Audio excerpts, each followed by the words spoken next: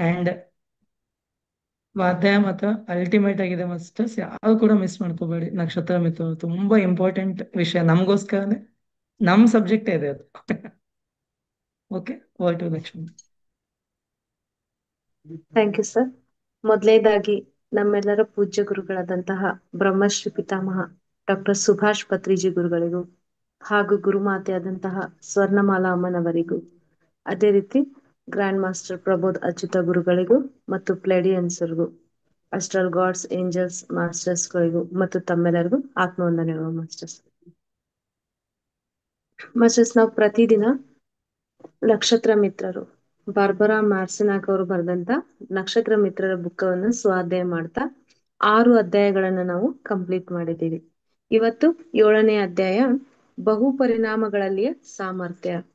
ಅಂದ್ರೆ ಮಾಸ್ಟರ್ಸ್, ನಾವು ಏನ್ ಅನ್ಕೊಂಡಿದೀವಿ ಅಂತಂದ್ರೆ ಕೇವಲ ಈ ಭೂವಾಸಿಗಳು ಅಂತ ಅನ್ಕೊಂಡಿದೀವಿ. ಆದ್ರೆ ನಮ್ಗೆ ಮಾಸ್ಟರ್ಸ್ಗಳು ಅಂದ್ರೆ ಪ್ಲೆಡಿಯನ್ಸರು ನಿನ್ನೆ ಕ್ಲಾರಿಟಿ ಕೊಟ್ಟಿದ್ದಾರೆ, ನಾವು ಕೇವಲ ಭೂವಾಸಿಗಳಲ್ಲ, ಅನೇಕ ಜನ್ಮಗಳಲ್ಲಿ ಅನೇಕ ಒಂದು ಡೈಮೆನ್ಷನ್ ಅಲ್ಲಿ ಜನ್ಮವನ್ನು ತೆಗೆದುಕೊಂಡು ಬಂದಿದ್ವಿ. ಈಗ ನಾವು ಯಾವ ಸಾಮರ್ಥ್ಯವನ್ನ ಹೊಂದಿದೀವಿ ಅಂತಂದ್ರೆ, ಒಂದೇ ಕಾಲದಲ್ಲಿ ವಿವಿಧ ಅಂದ್ರೆ ಒಂದೇ ಆತ್ಮ ವಿವಿಧ ಒಂದು ಡೈಮೆನ್ಷನ್ಗಳಲ್ಲಿ ಆ ಜನ್ಮವನ್ನ ತೆಗೆದುಕೊಳ್ಳುವಂತ ಕೆಪಾಸಿಟಿ ಇರುವಂತಹ ಆತ್ಮಗಳು ನಾವು ಅಂತ ಹೇಳ್ತಾ ಇದ್ದಾರೆ. ಹಾಗಾದ್ರೆ ಇಲ್ಲಿ ನಮ್ಗೆ ಯಾವ್ಯಾವ ವಿಷಯಗಳನ್ನ ಇವತ್ತು ಮಂಡಟ್ ಮಾಡ್ತಾ ಇದಾರೆ ಅಂತ ನೋಡೋಣ ಮಾಸ್ಟರ್ಸ್. ಜೀವಿಸಿರುವುದೇ ಒಂದು ವರ. ಭೌತಿಕ ಶರೀರ ಧಾರಣೆಯ ಎಷ್ಟೋ ಅನುಭವಗಳನ್ನು, ಸ್ವಭಾವಗಳನ್ನು ಸುಸಾಧ್ಯ ಮಾಡುತ್ತದೆ. 3 ಲಕ್ಷ ವರ್ಷಗಳ ಕತ್ತಲಿನ ಪ್ರಪಂಚವು ಬೆಳಕನ್ನು ಕಾಣುವ ಈ ಶುಭ ಸಮಯದಲ್ಲಿ ನಿಮ್ಮ ಜನ್ಮವು ಒಂದು ದೊಡ್ಡ ಅವಕಾಶ. ನಿಮ್ಮ ಜನ್ಮದ ಸಾಫಲ್ಯಕ್ಕಾಗಿ ನೀವೇ ಪ್ರಯತ್ನಿಸಬೇಕು.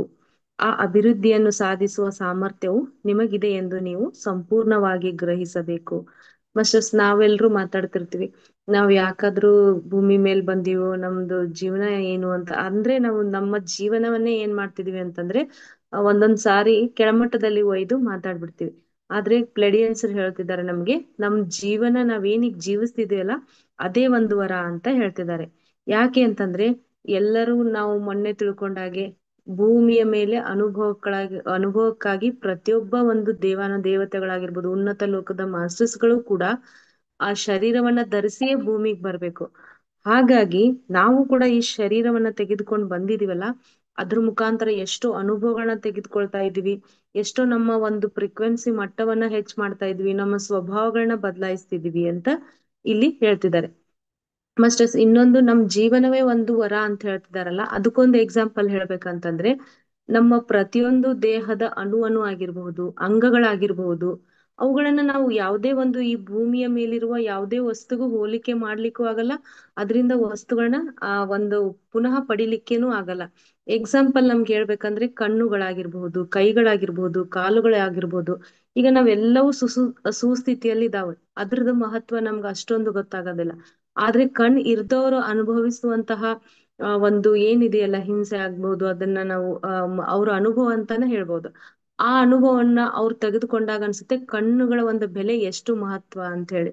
ಅದೇ ರೀತಿ ನಮ್ಮ ದೇಹದ ಭೌತಿಕವಾಗಿ ಕಾಣುವುದಷ್ಟೇ ಅಲ್ಲದೆ ಆಂತರಿಕವಾಗಿ ಕೆಲಸ ಮಾಡ್ತಾರೆ ಅಂತ ಎಷ್ಟೋ ಅಂಗಗಳಿದಾವೆ. ಹೃದಯ ಆಗಿರ್ಬೋದು, ನಮ್ಮ ಕಿಡ್ನೀಸ್ಗಳಾಗಿರ್ಬೋದು, ನಮ್ಮ ಕರಳುಗಳಾಗಿರ್ಬೋದು, ಶ್ವಾಸಕೋಶಗಳಾಗಿರ್ಬೋದು. ಅದನ್ನ ನೋಡ್ರಿ, ನಾವ್ ಇಲ್ಲಿ ಹೊರಗಡೆ ಒಂದ್ ಸ್ವಲ್ಪ ಗಾಳಿಯಲ್ಲಿ ಏನೋ ಡಿಸ್ಟರ್ಬೆನ್ಸ್ ಆದ್ರೂ ಕೂಡ ಆ ಶ್ವಾಸಕೋಶಗಳನ್ನ ಒಳಗ್ ತಗೊಂಡ ತಕ್ಷಣ ಅದನ್ನ ಶುದ್ಧೀಕರಣ ಮಾಡಿ ಎಲ್ಲವನ್ನ ನಮ್ಗೆ ಯಾವ ರೀತಿ ಅದು ಬೇಕಲ್ಲ ಆ ಮಟ್ಟಕ್ಕೆ ಶುದ್ಧೀಕರಣ ಮಾಡಿ ಕಳ್ಸುವಂತ ಟೆಕ್ನಾಲಜಿ ಅಲ್ಲಿದೆ. ಅದಕ್ಕೆ ಯಾವ ಅಂದ್ರೆ ನಾವ್ ಅದಕ್ಕೆ ಎಷ್ಟು ಬೆಲೆ ಕಟ್ಲಿಕ್ಕೂ ಸಾಧ್ಯ ಇಲ್ಲ. ಇನ್ ಕೇಸ್ ನಾವು ಈ ರಕ್ತ ಪರಿಚಲನೆ, ಆ ಒಂದು ರಕ್ತ ಪರಿಚಲನಾಂಗ ವ್ಯೂಹ ಏನಿದೆಯಲ್ಲ, ಅದನ್ನ ನೋಡ್ರಿ, ನಮ್ ದೇಹದಲ್ಲಿ ಎಲ್ಲಾ ರಕ್ತಗಳಲ್ಲಿ ಶುದ್ಧೀಕರಣ ಮಾಡಿ ನಮಗ್ ಬೇಕಾದಂತಹ ರಕ್ತವನ್ನ ನಮ್ಗ್ ಕಳ್ಸಿ, ಬೇಡವಾದ ರಕ್ತವನ್ನ ಮತ್ತೆ ಅಪಧಮನಿ ಅಭಿಧಮನಿಗಳಾಗಿರ್ಬೋದು, ಅವು ತಮ್ಮ ಕಾರ್ಯವನ್ನ ಯಾವುದೇ ಒಂದು ಅಪೇಕ್ಷಣೆ ಇಲ್ಲದೆ ಮಾಡ್ತವೆ. ಅದನ್ನೇ ನಾವು ಹೃದಯದಲ್ಲಿ ಒಬ್ಬೊಬ್ರು ಹೇಳ್ತಿರ್ತಾರಲ್ಲ, ನಾವು ಸ್ಟಂಟ್ ಹಾಕೊಂಡಿವಿ ಅಂತ, ಅವ್ರನ್ನ ಕೇಳಿದ್ರೆ ಅದ್ರ ಹೃದಯದ ಬೆಲೆ ಏನಂತ ಅವ್ರಿಗೆ ಗೊತ್ತಾಗತ್ತೆ. ಇನ್ನು ಕಿಡ್ನಿಗಳ ಕೆಲಸ, ದೇಹದ ಸಂಪೂರ್ಣ ಸ್ವಚ್ಛತಾ ಕಾರ್ಯವನ್ನ ಅವು ಮಾಡ್ತವೆ. ಇನ್ ಕೇಸ್ ಒಂದ್ ಕಿಡ್ನಿ ಫೇಲ್ ಆದವ್ರ ಜೀವನ ಏನಂತಂದ್ರೆ ಅದನ್ನ ಅವ್ರು ಅನುಭವಿಸಿದವ್ರು ಒಂದ್ ಸ್ಥಿತಿಗೆ ಗೊತ್ತಿರುತ್ತೆ ಮಾಸ್ಟರ್ಸ್. ಹೀಗೆ ಇಷ್ಟೊಂದು ಕೋಟಿ, ಅಂದ್ರೆ ಕೋಟಿ ಅಂತಾನು ಹೇಳ್ಬಾರ್ದು, ಇಷ್ಟೊಂದು ಬೆಲೆ ಬಾಳುವಂತ ದೇಹವನ್ನ ನಮ್ಗೆ ಪ್ರತಿಯೊಂದು ದೇವಾನುದೇವತೆಗಳು ಈ ದೇಹದ ಅಂಗ ಇದೇ ರೀತಿ ಇರ್ಬೇಕು, ಈ ಕಿವಿಗಳ ಕೆಲಸ ಇದೇ ರೀತಿ ಇರಬೇಕು. ಈ ಒಂದು ಸಂತಾನೋತ್ಪತ್ತಿಗಾಗಿ ನೀಡಿರುವಂತಹ ಈ ಗರ್ಭಾಶಯ ಆಗಿರ್ಬಹುದು, ಇತರೆ ಅಂಗಗಳಾಗಿರಬಹುದು, ಇವು ಇದೇ ರೀತಿ ಇರಬೇಕು ಅಂತ ಅವ್ರು ಎಷ್ಟೊಂದು ಆಳವಾಗಿ ಜ್ಞಾನದಿಂದ ನಮ್ಮ ದೇಹವನ್ನ ಸೃಷ್ಟಿ ಮಾಡಿ ಕಳಿಸಿದ್ದಾರೆ. ಹಾಗಾಗಿ ನಮ್ಮ ದೇಹವೇ ಒಂದು ದೊಡ್ಡ ಸಂಪತ್ತು ಅಂತ ಹೇಳ್ಬೋದು. ಆ ದೇಹ ಇದ್ದ ಮಾತ್ರ ನಾನು ಭೂಮಿ ಮೇಲೆ ಬರ್ತೀನಿ, ಇದ್ದಾಗ ಮಾತ್ರ ಅನುಭವಗಳನ್ನ ತೆಗೆದುಕೊಳ್ತೀನಿ, ಅವಾಗ ಮಾತ್ರ ನನ್ನ ಆತ್ಮದ ಉನ್ನತಿ ಆಗುತ್ತೆ. ಅದಲ್ಲದೆ ನಮ್ಮ ಎಷ್ಟೋ ಸ್ವಭಾವಗಳನ್ನ, ನಮ್ಮ ಎಷ್ಟೋ ಆಸೆಗಳನ್ನ ನಾವು ಇಲ್ಲಿ ಮ್ಯಾನಿಫೆಸ್ಟ್ ಮಾಡ್ಕೋಬೇಕಂದ್ರೂ ಕೂಡ ನಮ್ಗೆ ದೇಹ ಬೇಕೇ ಬೇಕು. ಅದ್ರ ಜೊತೆಗೆ ಅವ್ರು ಅದಕ್ಕೋಸ್ಕರ ನಮ್ಗೆ ಏನ್ ಹೇಳ್ತಿದ್ದಾರೆ ಅಂತಂದ್ರೆ, ಭೂಮಿ ಮೇಲೆ ನೀವು ಜೀವಿಸಿರುವುದೇ ಒಂದು ದೊಡ್ಡವರ, ಇದಕ್ಕಿಂತ ಏನು ಬೇಕಾಗಿಲ್ಲ. ಆ ಜೀವನ ಬಂದ ಮೇಲೆ, ಈ ಶರೀರ ಬಂದ ಮೇಲೆ ನಾವು ಇತರೆ ಸಂಪತ್ತುಗಳನ್ನ ನೋಡ್ಲಿಕ್ ಸಾಧ್ಯ.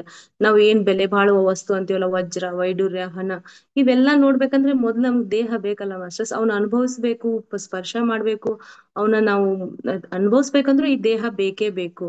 ಹಾಗಾಗಿ ಆ ದೇಹ ಅನ್ನೋದು ಅದ್ರಾಚಿಗೂ ಮೀರಿದಂತ ಒಂದು ದೊಡ್ಡವರ ಅಂತ ಅವರು ಹೇಳ್ತಿದ್ದಾರೆ ಮಾಸ್ಟರ್ಸ್.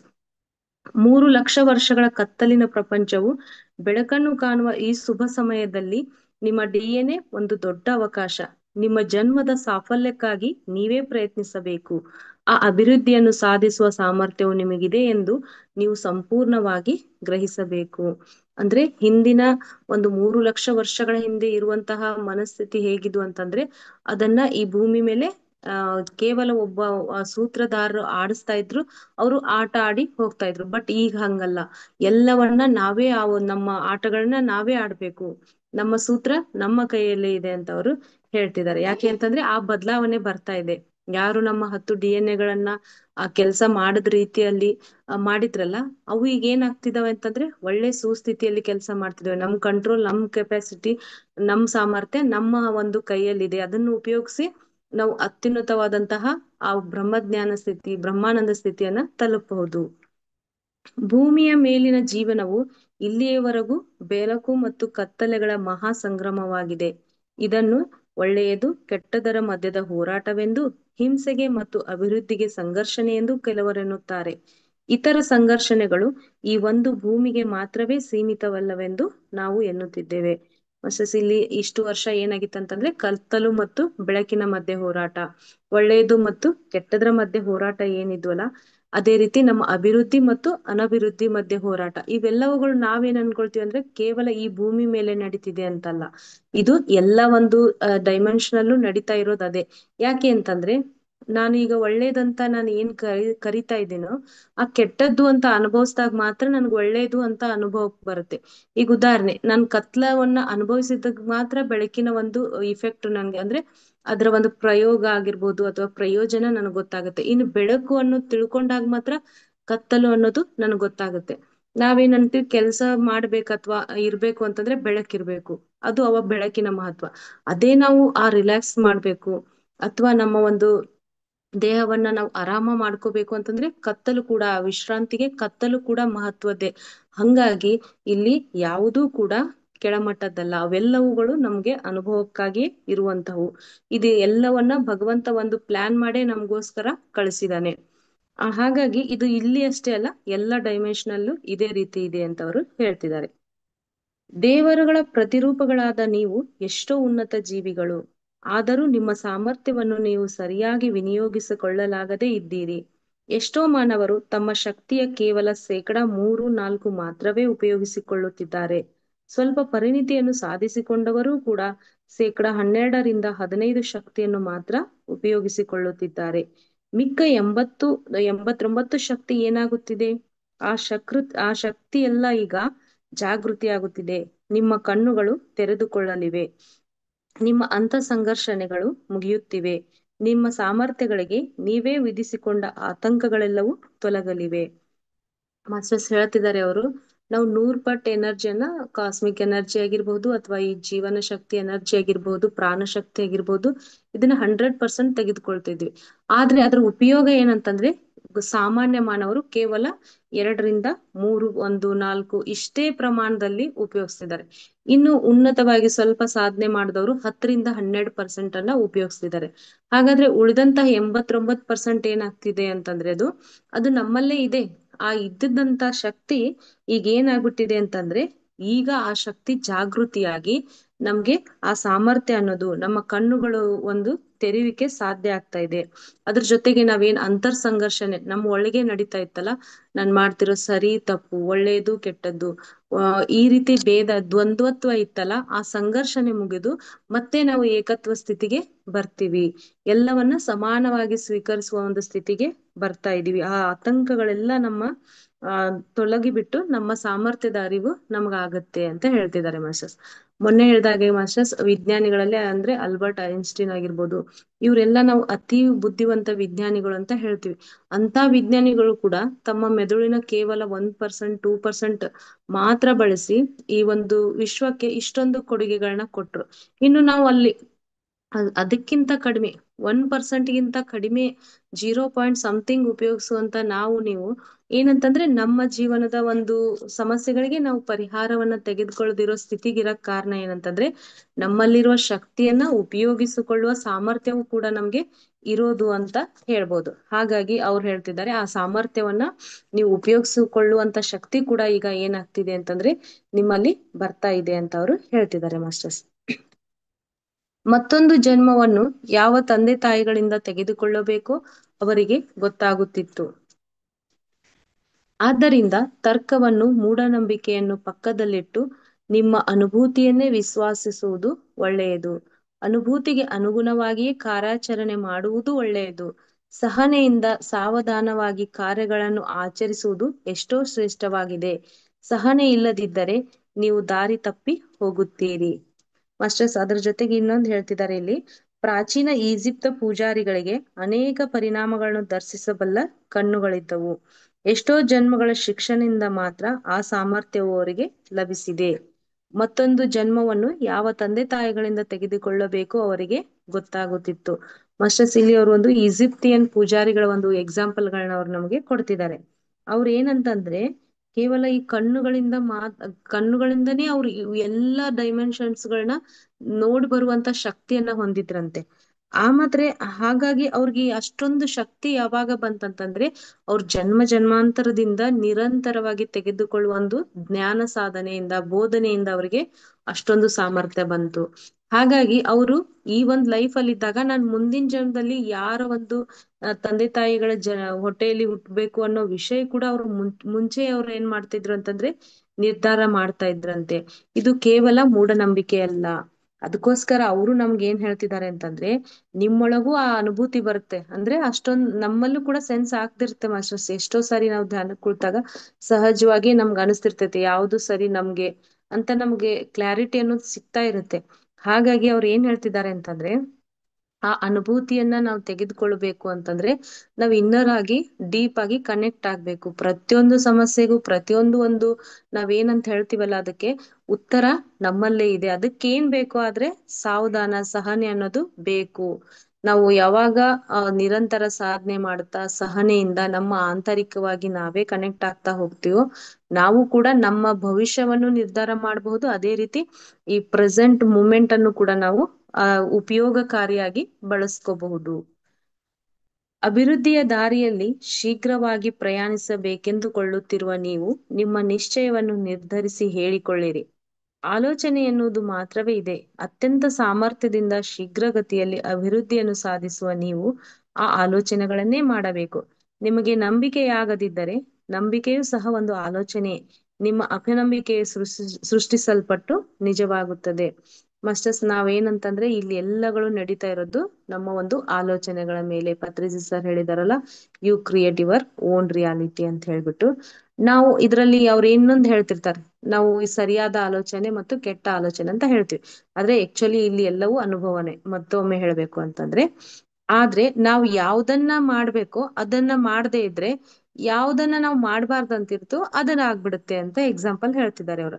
ಈಗ ಎಕ್ಸಾಂಪಲ್, ನಾನು ಏನೋ ಒಂದು ಸದುದ್ದೇಶ ಇಟ್ಕೊಂಡಿದ್ದೀನಿ, ಅದ್ರ ಅನುಸಾರ ನಾನು ಅದ್ರತ್ತ ನಾನು ಹೋಗದೆ ಇದ್ರೆ, ಅದ್ರತ್ತ ಕೆಲಸ ಮಾಡ್ತಾ ಇದ್ರೆ, ಇನ್ನು ನಾನು ಯಾವ್ದನ್ನ ಮಾಡ್ಬಾರ್ದಂತ ಯೋಚನೆ ಮಾಡ್ತಿರ್ತೀನೋ ಆ ಕಡೆನೆ ನನ್ನ ಯೋಚನೆ ಇದ್ರೆ, ಆ ಕಡೆನೆ ನನ್ನ ನಂಬಿಕೆ ಇದ್ರೆ, ನನ್ನ ಎನರ್ಜಿ ಆ ಕಡೆ ಫ್ಲೋ ಆಗ್ಬಿಟ್ಟು ಅದೇ ನಿಜ ಆಗ್ಬಿಡುತ್ತೆ.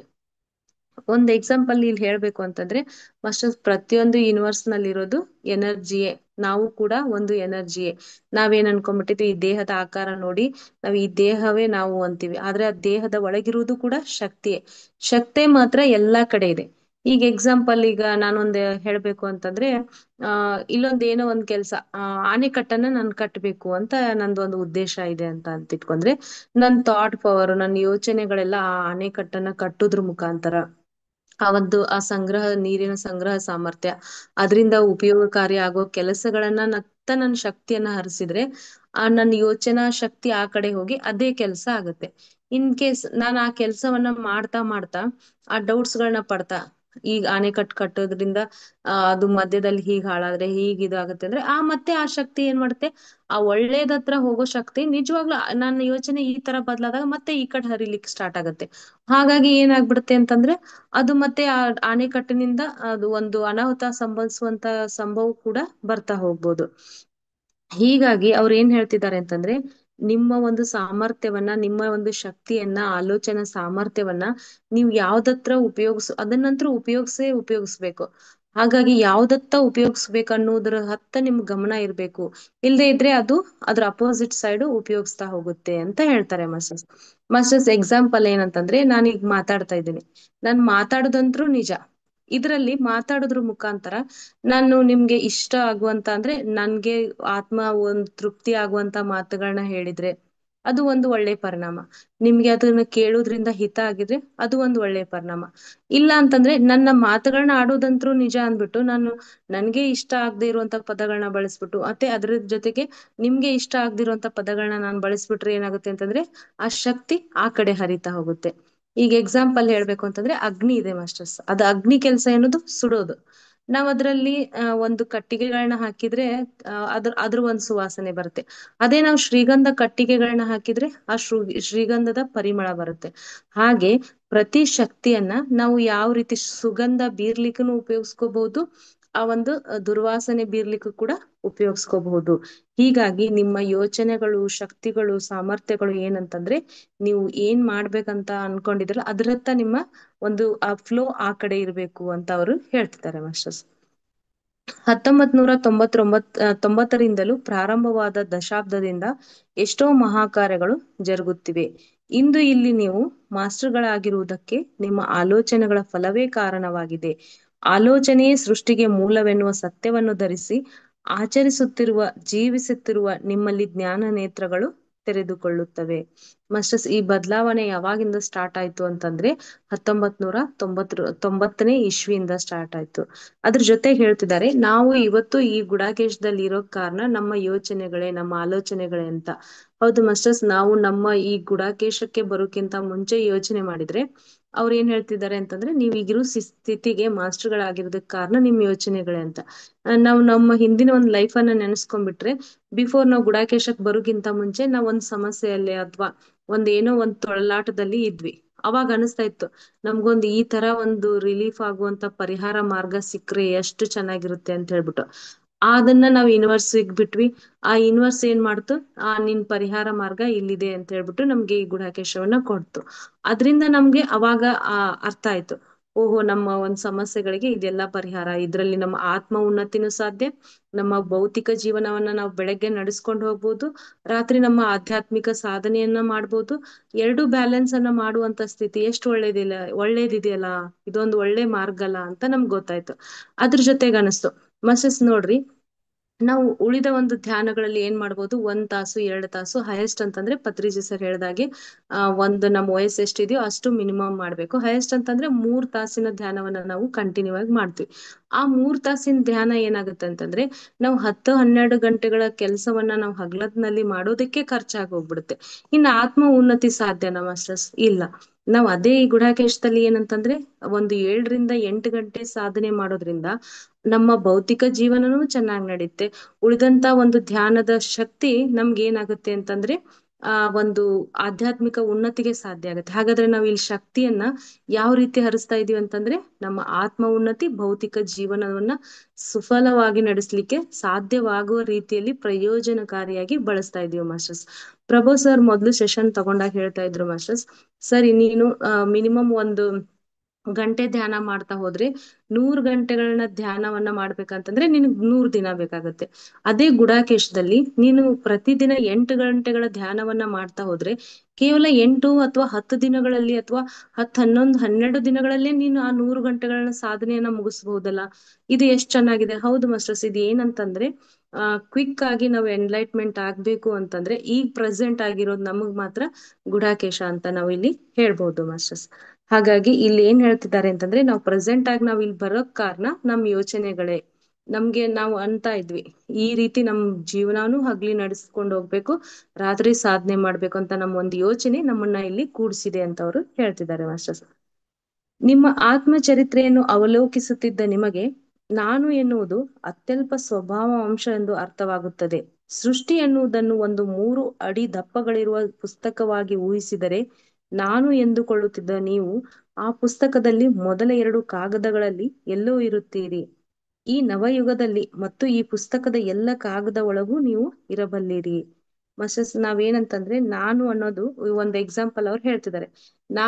ಈ ಇಡೀ ಬ್ರಹ್ಮಾಂಡವನ್ನ ಒಂದು ಪುಸ್ತಕಕ್ಕೆ ಹೋಲಿಸ್ತಾರೆ. ಪುಸ್ತಕ ಅಂತಂದ್ರೆ ಇಷ್ಟು ಪೇಜಸ್ ಗಳಿರ್ತವೆ ಅಂತಂದ್ರೆ, ಇನ್ನು ಅದ್ರಲ್ಲಿ ನಾನ್ ಅನ್ನೋದು ಏನಂತಂದ್ರೆ, ಅದ್ರಲ್ಲಿ ಕೇವಲ ಒಂದು ಹಾಳೆಯಲ್ಲಿ ಒಂದು ಎಲ್ಲೋ ಮೂಲೆಯಲ್ಲಿ ಇರ್ಬೋದು. ಇನ್ನು ಸ್ವಲ್ಪ ನಾನು ಜಾಸ್ತಿ ಇದನ್ನ ನನ್ನ ಸಾಮರ್ಥ್ಯ ಹೆಚ್ಚಿದೆ ಅಂತಂದ್ರೆ ಒಂದ್ ಹಾಳೆ ನಾನಾಗಿರ್ಬೋದು. ಆದ್ರೆ ನಾವ್ ಯಾವಾಗ ಈ ಒಂದೇ ಸ್ಟೇಟ್ ಅಲ್ಲಿ ಇರ್ತೀವೋ ಇಡೀ ಪುಸ್ತಕದಲ್ಲೂ ನಾವು ಇರ್ತಾ ಹೋಗ್ತೀವಿ. ಅಷ್ಟೊಂದು ಸಾಮರ್ಥ್ಯ ನಮ್ಗೆ, ಅಂದ್ರೆ ಎಲ್ಲ ಕಾಗದಗಳಲ್ಲೂ ನಾವು ಇರ್ತಾ ಹೋಗ್ತೀವಿ ಅಂತ ಅವರು ಹೇಳ್ತಿದ್ದಾರೆ ಮಿಸ್ಟರ್. ನಿಮ್ಮ ವ್ಯಕ್ತಿತ್ವ, ನಿಮ್ಮ ಸಂಪತ್ತು, ನಿಮ್ಮ ಯಶಸ್ಸು, ನಿಮ್ಮ ಪ್ರೇಮಗಳು ಎಲ್ಲವೂ ಅತ್ಯಲ್ಪವಾದ ಅಂಶಗಳೇ ಎಂದು ನಿಮಗೆ ಅರ್ಥವಾಗುತ್ತದೆ. ನೀವು ಯಾವ ಕೆಲಸವನ್ನು ಮಾಡುತ್ತಿದ್ದರೂ ಅದನ್ನು ಗೌರವಿಸುವುದನ್ನು ಕಲಿಯಬೇಕು.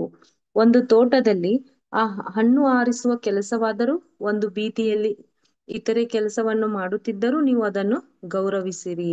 ನಿಮ್ಮ ಎಲ್ಲ ಕಾರ್ಯಗಳನ್ನು ಗೌರವಿಸುವುದನ್ನ ಕಲಿಯಬೇಕು. ಮಸ್ಟರ್ಸ್ ಯಾಕೆ ಅಂತಂದ್ರೆ, ನಾವು ಅದು ನಮ್ಮ ಯೋಚನೆಗಳ ಫಲ. ನಾವು ಯೋಚನೆಗಳಿಗೆ, ನಮ್ಮ ಆಲೋಚನೆ ಒಂದು ಶಕ್ತಿ ಸಾಮರ್ಥ್ಯಕ್ಕೆ ಗೌರವವನ್ನ ಕೊಡ್ಲೇಬೇಕು. ಆದ್ರೆ ನಮ್ಮ ವ್ಯಕ್ತಿತ್ವ, ಸಂಪತ್ತು ಇವು ಅಲ್ಪವಾದ ಅಂಶಗಳಾದ್ರೆ ಅದ್ರ ಜೊತೆಗೆ ನಾವು ಮಾಡ್ತಿರುವ ಕೆಲಸವನ್ನ ಸಂಪೂರ್ಣ ಗೌರವಿಸಬೇಕು, ಅದರಲ್ಲೇ ಲೀನವಾಗಿ ಮಾಡ್ಲಿಕ್ಕೆ ಕಲಿಬೇಕು ಅಂತ ಹೇಳ್ತಿದ್ದಾರೆ ಮಾಸ್ಟರ್ಸ್. ಅಂದ್ರೆ ಮಾಸ್ಟರ್ಸ್, ಈಗ ನಾವು ಮೈಂಡ್ಫುಲ್ನೆಸ್ ಮೆಡಿಟೇಷನ್ ಅಂತ ಮಾಡ್ತೀವಿ. ಅಂದ್ರೆ ನಾವೊಂದ್ ಯಾವ ಕೆಲಸವನ್ನ ಮಾಡ್ತಿರ್ತೀವೋ ಅದನ್ನ 100% ಧ್ಯಾನ ಸ್ಥಿತಿಯಲ್ಲಿ ಮಾಡೋದು. ಈಗ ನಾನು ಏನೋ ಒಂದು ಓದ್ತಾ ಇದ್ದೀನಿ ಅಂತಂದ್ರೆ ಇದರಲ್ಲಿ ನನ್ನ ಗಮನವನ್ನ ನಾನು 100% ಇಲ್ಲೇ ಇಟ್ಟು ಗಮನವನ್ನ ಓದ್ತಾ ಹೋದ್ರೆ ಇದು ಕೂಡ ಧ್ಯಾನ ಸ್ಥಿತಿಯೇ. ಧ್ಯಾನ ಅಂತಂದ್ರೆ ಏನು ಮಾಸ್ಟರ್ಸ್, ಒಂದು ಕಡೆ ನಮ್ಮ ಒಂದು ಫೋಕಸ್ ಅನ್ನ ಇಡೋದು. ಈಗ ನಾನು 100% ಫೋಕಸ್ ಅನ್ನ ನಾನು ಇಲ್ಲಿ ಓದುವುದರತ್ತ, ಸ್ವಾಧ್ಯಾಯದತ್ತ ಇಟ್ರೆ ಇದು ಕೂಡ ಒಂದ್ ರೀತಿ ಮೆಡಿಟೇಷನ್ನೇ.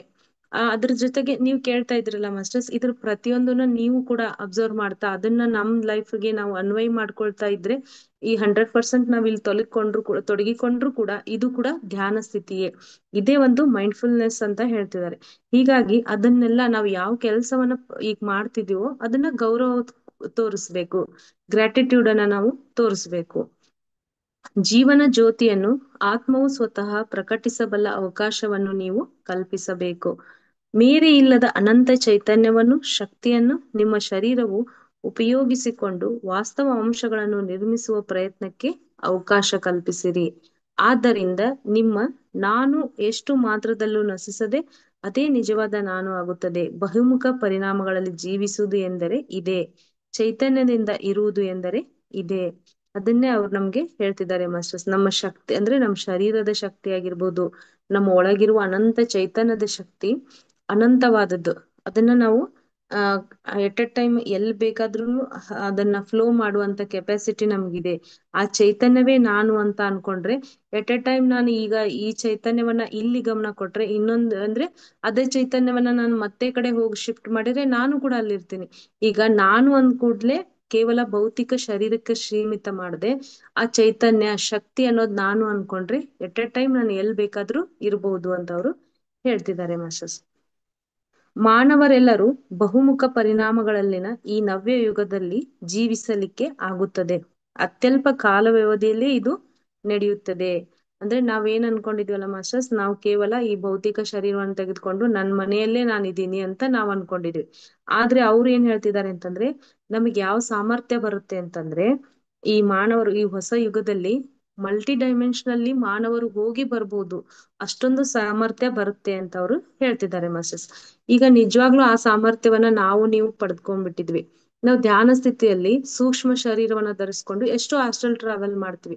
ಅಂದ್ರೆ ನಾವು ಬೇರೆ ಬೇರೆ ಒಂದು ಡೈಮೆನ್ಷನ್ಗೆ ಹೋಗಿ ಬರ್ತಾ ಇದೀವಿ, ಬೇರೆ ಬೇರೆ ಲೋಕಗಳನ್ನ ದರ್ಶಿಸ್ತಾ ಇದ್ವಿ, ಬೇರೆ ಬೇರೆ ಮಾಸ್ಟರ್ಸ್ ಗಳ ಒಂದು ಮಾರ್ಗದರ್ಶನವನ್ನ ತೆಗೆದುಕೊಳ್ತಾ ಇದೀವಿ ಅಂತಂದ್ರೆ ನಾವು ಕೂಡ ಆ ಒಂದು ಸಾಮರ್ಥ್ಯವನ್ನ ಪಡೆದುಕೊಂಡಿದ್ದೀವಿ. ಮಾಸ್ಟರ್ಸ್ ಎಕ್ಸಾಂಪಲ್ ಒಂದ್ ಹೇಳ್ಬೇಕು ಅಂತಂದ್ರೆ, ಉನ್ನತ ಲೋಕದ ಮಾಸ್ಟರ್ಸ್ ಗಳು ಪತ್ರಿಜಿ ಸರ್ ಅಂತ ಅವ್ರು ಆಗಿರ್ಬೋದು, ಪ್ರಬೋಧ್ ಮಾಸ್ಟರ್ ಆಗಿರ್ಬೋದು, ಈ ರೀತ ಮಾಸ್ಟರ್ಸ್ ಗಳು ಏನ್ ಮಾಡ್ತಾರೆ ಅಂತಂದ್ರೆ ಅವ್ರು ಎಟ್ ಎ ಟೈಮ್ ಮಲ್ಟಿ ಡೈಮೆನ್ಷನಲ್ಲೇ ಕೆಲಸ ಮಾಡ್ತಿರ್ತಾರೆ. ಪತ್ರಿಜಿ ಸರ್ ಒಂದ್ ಎಕ್ಸಾಂಪಲ್ ಅಂತಂದ್ರೆ, ಈಗ ಅವರು ಈ ಭೂಮಿ ಮೇಲೆ ಈ ಶರೀರ ಭೌತಿಕ ಶರೀರದಿಂದ ಕೆಲಸ ಮಾಡ್ತಾ ಇದ್ರೆ, ಅದೇ ರೀತಿ ಇನ್ನೊಂದು ಯಾವ್ದೋ ಉನ್ನತ ಲೋಕದ ಮಾಸ್ಟರ್ಗಳೊಂದಿಗೆ ಮೀಟಿಂಗ್ ಮಾಡುವಂತ ಕೆಲಸವನ್ನ ಕೂಡ ಮಾಡ್ತಿದ್ರಂತೆ. ಅಂದ್ರೆ ಈ ಶರೀರಕ್ಕೆ ಸೀಮಿತವಾದ ಶಕ್ತಿ ಇಲ್ಲ, ಇದು ಎಟ್ ಎ ಟೈಮ್ ಬೇರೆ ಎಲ್ಲಲ್ಲೂ ಕೂಡ ಕೆಲಸ ಮಾಡೋ ಶಕ್ತಿ ಇದೆ. ಅದು ಯಾವಾಗ ಸಾಧ್ಯ ಅಂತಂದ್ರೆ, ನಾ ಕೇವಲ ಈ ಶರೀರ ಅಲ್ಲ, ಅದ್ರೊಳಗಿನ ಶಕ್ತಿ ನಾನು ಅಂದಾಗ ಆ ಶಕ್ತಿಯನ್ನ ನಾನು ಎಲ್ಲ ಕಡೆ ಹರಿಸಬಹುದು ಅಂತ ಅವ್ರು ಹೇಳ್ತಿದ್ದಾರೆ ಮಾಸ್ಟರ್ಸ್. ಮಾನವನ ಜೀವನವು ಆತನ ಶರೀರಕ್ಕೂ ಆರಾಕ್ಕೂ ಕಾಂತಿ ದೇಹಗಳಿಗೂ ಪರಿಮಿತವಲ್ಲ. ಅಂದ್ರೆ ನಮ್ ಶರೀರ ಕೇವಲ ಆ ಆರ ಆಗ್ಲಿ ನಮ್ಮಲ್ಲಿರೋ ಕಾಂತಿಗಷ್ಟೇ ಸಂಬಂಧಿಸಿಲ್ಲ. ಏಕಕಾಲದಲ್ಲಿಯೇ ಭಿನ್ನ ಪರಿಣಾಮಗಳ ವಿಶ್ವಗಳಲ್ಲಿ ಮಾನವನು ಬಲ್ಲವನಾಗಿದ್ದಾನೆ. ಅಂದ್ರೆ ನಾವ್ ಶರೀರದ ಆರಾನೇ ಹೆಚ್ಚು, ಕಾಂತಿನೇ ಹೆಚ್ಚು ಅಂತ ನಾವೇನ್ ಅನ್ಕೊಂಡಿಲ್ಲ, ಅದಕ್ಕಿಂತ ಹೆಚ್ಚೇನಂತಂದ್ರೆ ಎಟ್ ಅ ಟೈಮ್ ಅಲ್ಲಿ ನಾವ್ ಏನ್ ಮಾಡ್ಬೋದು ಅಂತಂದ್ರೆ ವಿವಿಧ ವಿಶ್ವಗಳಲ್ಲಿ ಮಲ್ಟಿ ಡೈಮೆನ್ಷನಲ್ಲಿ ಕೂಡ ನಾವು ಜೀವನ ಮಾಡಬಹುದು ಅಂತ ಅವರು ಹೇಳ್ತಿದ್ದಾರೆ. ಬಹುಮುಖ ಪರಿಣಾಮದ ಜೀವನಗಳಲ್ಲಿ ಆತ್ಮ ಚೈತನ್ಯವು ಸಾಧ್ಯವಾಗಬಲ್ಲ ಯುಗವಿದು. ಒಂದು ಕಡೆ ಮಾಯವಾಗಿ ಮತ್ತೊಂದು ಕಡೆ ಪ್ರತ್ಯಕ್ಷವಾಗಬಲ್ಲ ಸಾಮರ್ಥ್ಯವು ಮಾನವನಿಗೆ ಬರುತ್ತದೆ. ಇಂದಿನ 3 ಪರಿಣಾಮಗಳ ಜಗತ್ತಿನಿಂದ ಅತಿಕ್ರಮಿಸಿ 4 ಪರಿಣಾಮಗಳ ಜಗತ್ತಿನೊಳಗೆ ಸಹ ಮಾನವರು ಪ್ರಯಾಣ ಮಾಡಬಹುದು. ಹೊಸ ವಾಸ್ತವಗಳಲ್ಲಿ ಜೀವಿಸಬಲ್ಲವರಾಗಿರುತ್ತಾರೆ. ಆ ಮಾನವನು ಜ್ಞಾನದರ್ಶಿಯಾಗಿರುತ್ತಾನೆ, ಆಲೋಚನೆಗಳನ್ನು ಮಾಡವನು ಆಗಿರುವುದಿಲ್ಲ. ಆಲೋಚನೆಗಳೇ ಸೃಷ್ಟಿಯ ಮೂಲವೆಂದು ಆತ್ಮಕ್ಕೆ ತಿಳಿದಿದ್ದರೂ ಭೌತಿಕ ಶರೀರಕ್ಕೆ ಅದು ಪೂರ್ತಿ ಅವಲಂಬನೆ ಆಗಿಲ್ಲ. ಕೇವಲ ಒಂದು ಹಿತವಚನಗಳನ್ನು ಪ್ರಬೋಧಿಸುವ ಮಂತ್ರಿಯಾಗಿ ಮಾತ್ರವೇ ಕಾರ್ಯಾಚರಣೆ ಮಾಡಲಿಕ್ಕಾಗುವ ಯುಗವಾಗಿ ಇರುತ್ತದೆ. ಮಾಸ್ಟರ್ಸ್ ಇಲ್ಲಿ ಏನ್ ಹೇಳ್ತಿದ್ದಾರೆ ಅಂತಂದ್ರೆ, ನಾವು ಆ ಒಂದು ಚೈತನ್ಯ ಅಂತ ನಾವೇನ್ ಹೇಳ್ತಿದ್ವಲ್ಲ, ಒಂದು ಈ ಕಡೆ ಇದೀವಿ ಅಂತಂದ್ರೆ ಮತ್ತೆ ನಾವು ಮಾಯವಾಗಿ ಮತ್ತೊಂದು ಡೈಮೆನ್ಷನ್ ಅಲ್ಲಿ ಹೋಗಿ ಕೂಡ ಅಲ್ಲಿ ಪ್ರತ್ಯಕ್ಷವಾಗಿ ಅಲ್ಲಿ ಜೀವನ ಮಾಡುವಂತ ಶಕ್ತಿ ಇರೋರು ನಾವು ಅಂತ ಅವ್ರು ನಮ್ಗೆ ಹೇಳ್ತಿದ್ದಾರೆ ಮಾಸ್ಟರ್ಸ್. ಅದು ಕೇವಲ ನೋಡ್ರಿ ಮತ್ತೆ ಸಾಧನೆಯಿಂದ ಸಾಧ್ಯ ಅಂತ ಅವರು ಕೂಡ ಹೇಳ್ತಿದ್ದಾರೆ ಮಾಸ್ಟರ್ಸ್. ಸಹಜ ಆಂತರಿಕ ಬೋಧನೆ ಎಂಬ ಆವರಣದಲ್ಲಿ ತರ್ಕವೆಂಬ ಪುರುಷನಿಗೂ ಅನುಭೂತಿ ಎನ್ನುವ ಸ್ತ್ರೀಗೂ ಮದುವೆ ನಡೆಯುತ್ತದೆ. ತರ್ಕವು ಅನುಭೂತಿಯು ಎರಡೂ ಐಕ್ಯವಾಗಿ ಅಂತರ್ಪ್ರಜ್ಞೆಯಾಗಿ ಆವಿರ್ಭಾವವಾಗುತ್ತದೆ. ಮಾಸ್ಟರ್ಸ್ ಇಲ್ಲಿ ನಮ್ಗೆ ಏನಂತಂದ್ರೆ, ಈ ಒಂದಿಷ್ಟು ಧ್ಯಾನ ಸ್ಥಿತಿಗೆ ಹೋದಾಗ ನಮ್ ಲಾಜಿಕ್ ಮೈಂಡ್ ಕೆಲಸ ಮಾಡ್ತಾ ಮಾಡ್ತಾ ಹೋಗುತ್ತೆ.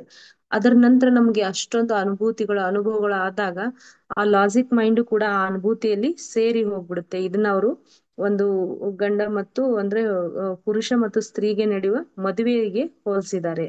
ಹೌದು ಮಾಸ್ಟರ್ಸ್, ನಾವು ಧ್ಯಾನ ಸ್ಥಿತಿಯ ಕುಂತಾಗ ನಮ್ಗೆ ಅನಿಸ್ತಿರುತ್ತೆ, ಫಸ್ಟ್ ನಮ್ ಲಾಜಿಕ್ ಮೈಂಡ್ ಏನ್ ಮಾಡುತ್ತೆ, ನಮ್ಗೆ ಇಲ್ಲ ಸಲ್ಲದ ಯೋಚನೆಗಳನ್ನ, ನಾನು ಬೆಳಗ್ಗೆ ಮಾಡಿದಂತ ಕೆಲ್ಸಗಳನ್ನ ನೆನಪಿಸ್ತಾ ಇರುತ್ತೆ. ಅಂದ್ರೆ ನಮ್ಮನ್ನ ಆದಷ್ಟು ಏನಂತಂದ್ರೆ ಇವ್ರು ಸ್ಥಿರವಾಗಿ ಅಂದ್ರೆ ಕುಳಿತುಕೊಳ್ತಾರ ಇಲ್ವಾ ಅಂತ ಒಂದು ಪರೀಕ್ಷೆ ನಡೀತಾ ಹೋಗುತ್ತೆ. ನಾವು ಅದನ್ನೂ ಮೀರಿ ಕುಳಿತಾಗ ಆ ಅನುಭೂತಿ ಅನ್ನೋದು ಸ್ಟಾರ್ಟ್ ಆಗುತ್ತೆ. ಅಂದ್ರೆ ಆ ಅನುಭವಗಳು ನಮ್ಮಲ್ಲಿ ಏನಾಗ್ತವೆ ಅಂತಂದ್ರೆ ಸ್ಟಾರ್ಟ್ ಆಗಿ ಆ ತರ್ಕ ಲಾಜಿಕ್ ಮೈಂಡ್ ಕೂಡ ಅದ ಅನುಭೂತಿಯಲ್ಲಿ ಸಂಪೂರ್ಣವಾಗಿ ಲೀನ ಆಗಿ ಹೋಗ್ಬಿಡುತ್ತೆ. ಅವೆರಡು ಐಕ್ಯವಾದಾಗ ನಮ್ಮ ಅಂತರ್ಪ್ರಜ್ಞೆ ಏನಾಗುತ್ತೆ ಅಂತಂದ್ರೆ ನಮ್ಮ ಒಳಗಿನ ಒಂದು ಅಂತರ್ಪ್ರಜ್ಞೆ ಜಾಗೃತವಾಗುತ್ತೆ. ಮಾನವನನ್ನು ಪರಿವರ್ತಿಸುವ ಕಂಪನ ತರಂಗಗಳು ಭೂಮಿಗೆ ಬರಲಿವೆ. ಈ ಮಹತ್ ಕಾರ್ಯಕ್ಕೆ ನೀವು ಸಿದ್ಧರಾಗಿಯೇ ಭೂಮಿಗೆ ಬಂದಿರುವಿರಿ. ಧೈರ್ಯದಿಂದಲೇ ನೀವು ಇರಿ. ನಿಮ್ಮ ಸಹಜ ಆಂತರಿಕ ಬೋಧನೆಯನ್ನೇ ಅನುಸರಿಸಿರಿ. ಮಾನವತ್ವದ ಪರಿಮಾಣಗಳನ್ನು ಹಬ್ಬಿಸಿರಿ. ಪ್ರಸರಿಸಲ್ಪಡುವ ಶಕ್ತಿಯನ್ನು ಸಮೀಪಿಸಿಕೊಂಡು ವಿನಿಯೋಗಿಸಿಕೊಳ್ಳಿರಿ.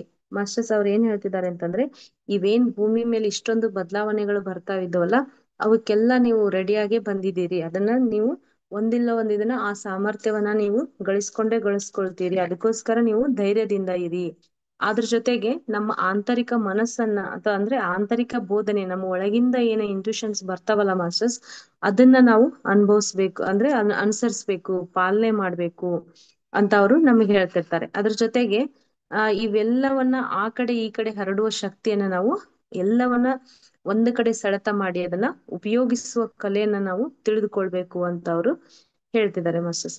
ಮಾಸ್ಟರ್ಸ್, ಇವತ್ತು ಹ್ಯಾಪಿಯೆಸ್ಟ್ ಪೀಪಲ್ ಅಲ್ಲಿ ಅಲ್ಲೊಂದು ಸರ್ ಲೆಸನ್ ಮಾಡ್ಬೇಕಾದ್ರೆ ಹೇಳಿದ್ರು, ಈಗ ಯಾರೋ ಒಬ್ರು ಡಾಕ್ಟರ್ ಆದ್ರು ಅಂದ ತಕ್ಷಣ ನಾವು ಕೂಡ ನಾವೇನಂತೀವಿ, ನಾವು ಅದನ್ನ ಆಗಿದ್ರೆ ಚೆನ್ನಾಗಿರ್ತಿತ್ತಲ್ಲ ಅಂತ ಹೇಳ್ತೀವಿ. ಇನ್ನೊಬ್ರು ಯಾರೋ ಒಬ್ರು ಇಂಜಿನಿಯರ್ ಆದ್ರೆ ಅದನ್ನು ಕೂಡ ನಾವು ಬಯಸ್ತೀವಿ. ಬಟ್ ನಮ್ ಆಂತರಿಕವಾಗಿ ಬೇರೆನೇ ಆಸೆ ಇರುತ್ತೆ. ಅಂದ್ರೆ ನಾವು ನಾವಾಗಿ ಜೀವಿಸ್ದೆ ಅವ್ರು ಯಾರೋ ಡಾಕ್ಟರ್ ಅಂದ್ರೆ ಅವ್ರ ಜೀವನವನ್ನ ನಾವು ಊಹೆ ಮಾಡಿ ಅವ್ರ ಜೀವನದಲ್ಲಿ ಒಂದು ಕ್ಷಣ ಹೋಗಿ ಬರ್ತೀವಿ. ಇನ್ ಯಾರೋ ಇಂಜಿನಿಯರ್ ಆಗ್ಬೇಕಂದ್ರೆ ಒಂದು ಕ್ಷಣ ನಾವು ನಮ್ಮನ್ನ ಬಿಟ್ಬಿಟ್ಟು ಅಲ್ಲಿ ಹೋಗಿ ಅವ್ರ ಜೀವನ ಬದಲಾಯಿಸ್ತೀವಿ. ಅವ್ರ ಜೀವನವನ್ನ ಅವ್ರು ಜೀವಿಸ್ತಿರ್ತಾರೆ, ನಾವ್ ಯಾಕೆ ಹೋಗಿ ಅವ್ರ ಆಗ್ಬೇಕು? ಬಟ್ ನನ್ನೊಳಗೆ ನಂದೇ ಒಂದ್ ಏನೋ ಇರುತ್ತೆ, ಅದಕ್ಕೆ ನಾನ್ ಗಮನ ಕೊಡದೆ ಇದ್ರೆ, ನಾನ್ ಅದನ್ನಾಗಿ ಜೀವಿಸದೇ ಇದ್ರೆ ನನ್ನ ಒಂದು ಆಂತರಿಕ ಒಂದು ಇಂಟ್ಯೂಷನ್ಸ್ ಏನ್ ಬೆಲೆ ಇರುತ್ತೆ? ಹಾಗಾಗಿ ಯಾರಿಗೂ ಏನಂತಂದ್ರೆ ಇಲ್ಲಿ ಕಂಪ್ಯಾರಿಸನ್ ಆಗ್ಲಿ, ಅವ್ರನ್ನ ಜಡ್ಜ್ ಮಾಡೋದಾಗ್ಲಿ ನಾವು ಮಾಡ್ಕೋಬಾರ್ದು, ಹೋಲಿಕೆಯನ್ನ ಮಾಡ್ಕೋಬಾರ್ದು. ಯಾಕೆಂತಂದ್ರೆ ಪ್ರತಿಯೊಬ್ಬರ ಒಂದು ಲೈಫ್ ಡಿಸೈನು ಬೇರೆನೆ ಇದೆ, ಅವ್ರವ್ರ ಅನುಭವ ಹಂತಗಳು ಬೇರೆ ಇದಾವೆ. ನಾವು ಕೂಡ ಇನ್ ಕೇಸ್ ಈ ಒಂದು ಹಂತಗಳಲ್ಲಿ ಅದನ್ನ ನಾವು ಉನ್ನತವಾಗಿ ಹೋಗಿದ್ರೆ ಆ ಅನುಭವನ ಖಂಡಿತ ಮಾಡೇ ಬಂದಿರ್ತೀವಿ. ಇನ್ ಕೇಸ್ ಆಗದೆ ಇದ್ರೆ ಮುಂದಿನ ದಿನ ನಾನು ಇನ್ನೂ ಕೆಳಮಟ್ಟದಲ್ಲಿ ಇದ್ದೀನಿ ಆ ಒಂದು ಅನುಭವ ಸ್ಥಿತಿಯಲ್ಲಿ ಅಂತಂದ್ರೆ ಮುಂದಿನ ದಿನಮಾನಗಳಲ್ಲಿ ಅದನ್ನ ನಾನು ಖಂಡಿತ ಪಡಿತೀನಿ. ಅಂದ್ರೆ ಮಾಸ್ಟರ್ಸ್, ಇಲ್ಲಿ ಸ್ಟೆಪ್ ಬೈ ಸ್ಟೆಪ್ ಎಲ್ಲರಿಗೂ ಎಲ್ಲವೂ ಸಿಗ್ತವೆ. ಇದನ್ನ ನಾವೇನಂತಂದ್ರೆ ಅವಸರ ಮಾಡ್ಲಿಕ್ಕೆ ಹೋಗ್ಬಾರ್ದು. ಬಟ್ ಇವಾಗ ಪ್ರೆಸೆಂಟ್ ನನಗೆ ಏನ್ ಸಿಕ್ಕಿದೆಯೋ ಅದನ್ನ ನಾನು ಸಂತೃಪ್ತಿಯಾಗಿ ಅನುಭವಿಸ್ಲಿಕ್ಕೆ ಕಲಿಬೇಕು. ಎಕ್ಸಾಂಪಲ್ ಹೇಳ್ಬೇಕು ಅಂತಂದ್ರೆ ನಾವು ಏನ್ ಎನ್ಲೈಟ್ಮೆಂಟ್ ಸ್ಟೇಜ್ ಅಂತ ಹೇಳ್ತೀವಲ್ಲ ಮಾಸ್ಟರ್ಸ್, ಬ್ರಹ್ಮಾನಂದ ಸ್ಥಿತಿ, ಅದಕ್ಕೊಂದು 10 ಮೆಟ್ಟಿಲುಗಳದ ಇದಾವೆ ಅಂತ ಅನ್ಕೊಂಡ್ರೆ, ನಾನೀಗ ಆಲ್ರೆಡಿ ನಾನು 4ನೇ ಮೆಟ್ಲಲ್ಲಿ ಇದ್ದೀನಿ ಅಂತಂದ್ರೆ ಈ 3ನೇ ಮೆಟ್ಲಲ್ಲಿ ಒಂದಿಷ್ಟು ಆಸೆಗಳಿರ್ತವೆ. ನಾನು ಈ 4ನೇ ಮೆಟ್ಲಲ್ಲಿ ಇದ್ದಾಗ ಆ 3ನೇ ಮೆಟ್ಟಲದಲ್ಲಿ ಇದ್ದು ಆಸೆಗಳನ್ನ ನಾನು ಆಗಿಸ್ಕೊಂಡಿದ್ನಂದ್ರೆ ನಾನು ಎಷ್ಟೋ ಹಿಂದಿನ ಲೈಫ್ ಅಲ್ಲಿ ಆ 3 ಮೆಟ್ಟಿಲುಗಳಲ್ಲಿ ನಾನು ಅವ್ನ ಅನುಭವಿಸ್ ಬಂದಿದ್ದೀನಿ, ಅವು ನನಗ್ ನೆಸಸರಿ ಇಲ್ಲ, ಹಾಗಾಗಿ ಬರ್ತಿಲ್ಲ. ಇನ್ ಮುಂದೆ ಯಾರೋ ಒಬ್ರು 5-6 ಮೆಟ್ಟಿಲುಗಳಿದ್ದಾರೆ, ಆ ಅನುಭವಗಳನ್ನ ನಾನು ಆಸೆ ಪಡ್ತೀನಿ ಅಂತಂದ್ರೆ ನಾನೀಗ ಪ್ರೆಸೆಂಟ್ 4ನೇದನ್ನ ಅನುಭವಿಸಿದಾಗ ಮಾತ್ರ 5-6 ಆ ಒಂದು ಮೆಟ್ಟಿಲಲ್ಲಿರುವಂತ ಅನುಭವಗಳನ್ನ ಅನುಭವಿಸ್ಲಿಕ್ಕೆ ಸಾಧ್ಯ. ಅಂದ್ರೆ ಮಾಸ್ಟರ್ಸ್, ಈ 10 ಮೆಟ್ಟಿಲುಗಳಲ್ಲಿ ಯಾವ ಮೆಟ್ಟಿಲು ಯಾರಿಗೂ ಮಿಸ್ ಆಗೋದಿಲ್ಲ. ಯಾರನ್ನ ನೋಡಿ ನಾವು ಯಾವ್ದನ್ನ ಆಸೆ ಪಡಬಾರ್ದು. ಈಗ ಅವ್ರ ಸಾಮರ್ಥ್ಯ ಇದೆ, ಅವ್ರ 5ನೇ ಮೆಟ್ಟಿಲಲ್ಲಿದ್ದಾರೆ, ಇವ್ರಿಗೆ ಈ ಸಾಮರ್ಥ್ಯ ಇದೆ, ಅವ್ರು 3ನೇ ಮೆಟ್ಟಿಲಲ್ಲಿದ್ದಾರೆ, ನನ್ಗೆ ಈ ಸಾಮರ್ಥ್ಯ ಇದೆ, ನಾನ್ 4ನೇ ಮೆಟ್ಟಿಲಲ್ಲಿ ಇದ್ದೀನಿ. ಹಾಗಾಗಿ ಇವ್ರು ಅಂತಂದ್ರೆ ಮಾಸ್ಟರ್ಸ್, ಇಲ್ಲಿ ಇವ್ರು ಇದಾರಲ್ಲ ಸಾರು, ಒಬ್ರು ದೊಡ್ಡ ಮಾಸ್ಟರ್, ಅವರು ಕೂಡ ಅವ್ರು ಏನ್ ಹೇಳಿದ್ರು ಅಂತಂದ್ರೆ ನನ್ ಧ್ಯಾನದಲ್ಲಿ ಅನುಭವಗಳಾಗ್ತಿಲ್ಲ, ಆಸ್ಟ್ರಲ್ ಟ್ರಾವೆಲ್ ಆಗ್ತಿಲ್ಲ, ನನ್ಗೆ ಯಾವ್ದೇ ರೀತಿಯ ಅನುಭವಗಳು ಕಾಣಿಸ್ತಿಲ್ಲ ಅಂತಂದ್ರೆ, ಹೌದು, ನೀನ್ ಹಿಂದಿನ ಎಷ್ಟೋ ಲೈಫ್ಗಳಲ್ಲಿ ಧ್ಯಾನ ಸಾಧನೆ ಮಾಡಿದೀಯಾ, ಆ ಅನುಭವಗಳು ಬರುವಂತ ಹಂತವನ್ನ ದಾಟಿ ಬಂದಿದ್ರಿಂದ ನಿನಗೆ ಆ ಅನುಭವಗಳು ಬರ್ತಿಲ್ಲ, ಮುಂದಿನ ಒಂದು ಉನ್ನತವಾದದ್ದೇ ನಿನಗ್ ಬರುತ್ತೆ ಅಂತ ಹೇಳ್ತಾರೆ. ಅದೇ ಪ್ರೇಮ್ನಾಥ್ ಸರ್ ಹೇಳಿದ್ದಾರೆ ಮಾಸ್ಟರ್ಸ್ ಇದನ್ನ. ಇನ್ನೊಂದ್ ಹೇಳ್ಬೇಕು ಅಂತಂದ್ರೆ, ನಾನು ಇಲ್ಲ ಆ ಅನುಭವಕ್ಕಿಂತಲೂ ಉನ್ನತವಾದದ್ದನ್ನ ಏನೋ ನೋಡ್ತಿದ್ದೀನಿ ಅಂತ ಹೇಳಿದಾಗ ನೀನು ಅದಕ್ಕೆ ಮುಂದಿನದನ್ನ ತೆಗೆದುಕೊಳ್ಳಿಕ್ಕೆ ನೀನ್ ಯೋಗ್ಯವಾಗಿದೆಯಾ, ಅದಕ್ಕೋಸ್ಕರ ನಿನ್ಗೆ ಅದು ಬಂತು. ಅಂದ್ರೆ ಮಾಸ್ಟರ್ಸ್, ಇಲ್ಲಿ ಯೂನಿವರ್ಸ್ ಎಲ್ಲರಿಗೂ ಸಮನಾಗಿ ಅನ್ನೇ ಎಲ್ಲ ಎನರ್ಜಿಯನ್ನ ಕೊಟ್ಟಿದೆ. ಅದು ನಮ್ಮ ಸಾಮರ್ಥ್ಯ ಅನುಸಾರ ನಾವು ಅದನ್ನ ತೆಗೆದುಕೊಂಡು ಹೋಗ್ತಾ ಇರ್ತೀವಿ. ಹಾಗಾಗಿ ಅವ್ರು ಏನ್ ಹೇಳ್ತಿದ್ದಾರೆ ಅಂತಂದ್ರೆ, ನೀವು ನಿಮ್ಮ ಆಂತರಿಕತೆಯನ್ನ ಅದನ್ನ ಅನುಭವಿಸ್ತಾ ಪ್ರೆಸೆಂಟ್ ಮೂಮೆಂಟ್ ಅನ್ನ ನೀವು ಅನುಭವಿಸ್ರಿ. ಭವಿಷ್ಯತ್ತು ನಿಮ್ಗೆ ಅದು ಖಂಡಿತ ಒಂದಿನ ಬಂದೇ ಬರುತ್ತೆ. ಈ ಅಂದ್ರೆ ಇನ್ನು ಭೂತಕಾಲ ಅದನ್ನ ನೀವು ಆಲ್ರೆಡಿ ಅನುಭವಿಸ್ಬಿಟ್ಟಿದೀರಾ. ಈಗ ಇರೋದು ನಿಮ್ ಕೈಯಲ್ಲಿ ಇದನ್ನ ಸಂಪೂರ್ಣವಾಗಿ ಅನುಭವಿಸುವಂತ ಅಂತ. ಹಾಗಾಗಿ ನೀವೇನ್ ಮಾಡ್ಬೇಕು ಅಂತಂದ್ರೆ ನಾವು ಮತ್ತು ನೀವು ಆಂತರಿಕವಾಗಿ ಬರುವಂತ ಅಂಶಗಳ ಹತ್ರನೇ ಗಮನ ಕೊಡ್ಬೇಕು ಹೊರತು ಯಾರೋ ಏನೋ ಆಗಿದ್ದಾರೆ ನಾನ್ ಅದನ್ನ ಆಗ್ಬೇಕು, ಇವ್ರು ಯಾರೋ ಏನೋ ಆಗಿದ್ದಾರೆ ಅದನ್ನ ನಾನ್ ಆಗ್ಬೇಕು ಅನ್ನೋದನ್ನ ಬಿಟ್ಬಿಡ್ಬೇಕು ಅಂತ ಅವ್ರು ಹೇಳ್ತಿದ್ದಾರೆ ಮಾಸ್ಟರ್ಸ್. ಅದ್ರ ಜೊತೆಗೆ ನಿಮ್ಮ ಚೈತನ್ಯದ ಆವರಣ ವಿಸ್ತೃತವಾಗುವುದು.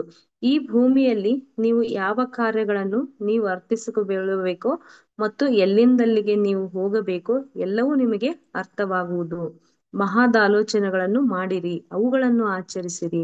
ಇದರಿಂದ ನಮ್ಗೆ ಏನಾಗುತ್ತೆ ಅಂತಂದ್ರೆ ಮಾಸ್ಟರ್ಸ್ ನಮ್ ಚೈತನ್ಯ ಮಟ್ಟ ಹೆಚ್ಚಾಗುತ್ತೆ, ನಮ್ಮ ಕಾರ್ಯಗಳು ಏನನ್ನೋದು ನೆನಪಾಗುತ್ತೆ, ನಾವೀಗ ಇಲ್ಲಿದ್ದೀವಿ ಮತ್ತೆ ನಾವು ಎಲ್ಲಿ ಹೋಗ್ಬೇಕು ಅನ್ನೋ ಒಂದು ಕ್ಲಾರಿಟಿ ನಮ್ಗೆ ಸಿಗುತ್ತೆ. ಆ ಯೋಚನೆಗಳತ್ತ ನೀವು ಗಮನ ಹರಿಸ್ರಿ ಅಂತ ಅವರು ಹೇಳ್ತಿದಾರೆ ಮಾಸ್ಟರ್ಸ್. ಬಹುಮುಖ ಪರಿಣಾಮಗಳಲ್ಲಿ ನಿಮ್ಮ ಇರುವಿಕೆ ಕುರಿತು ಅನುಭವಗಳು ನಿಮಗೆಷ್ಟೋ ವಿಚಿತ್ರವಾಗಿ ಆಗಬಹುದು. ಒಂದು ಬಾರಿ ಕಣ್ಣು ಮುಚ್ಚಿ ಮತ್ತೆ ತೆರೆಯುವ ವೇಳೆಗೆ ನೀವು ಬೇರೆ ಕೋಣೆಯಲ್ಲಿ ಇದ್ದಂತೆ ನಿಮಗೆ ತಿಳಿಯಬಹುದು.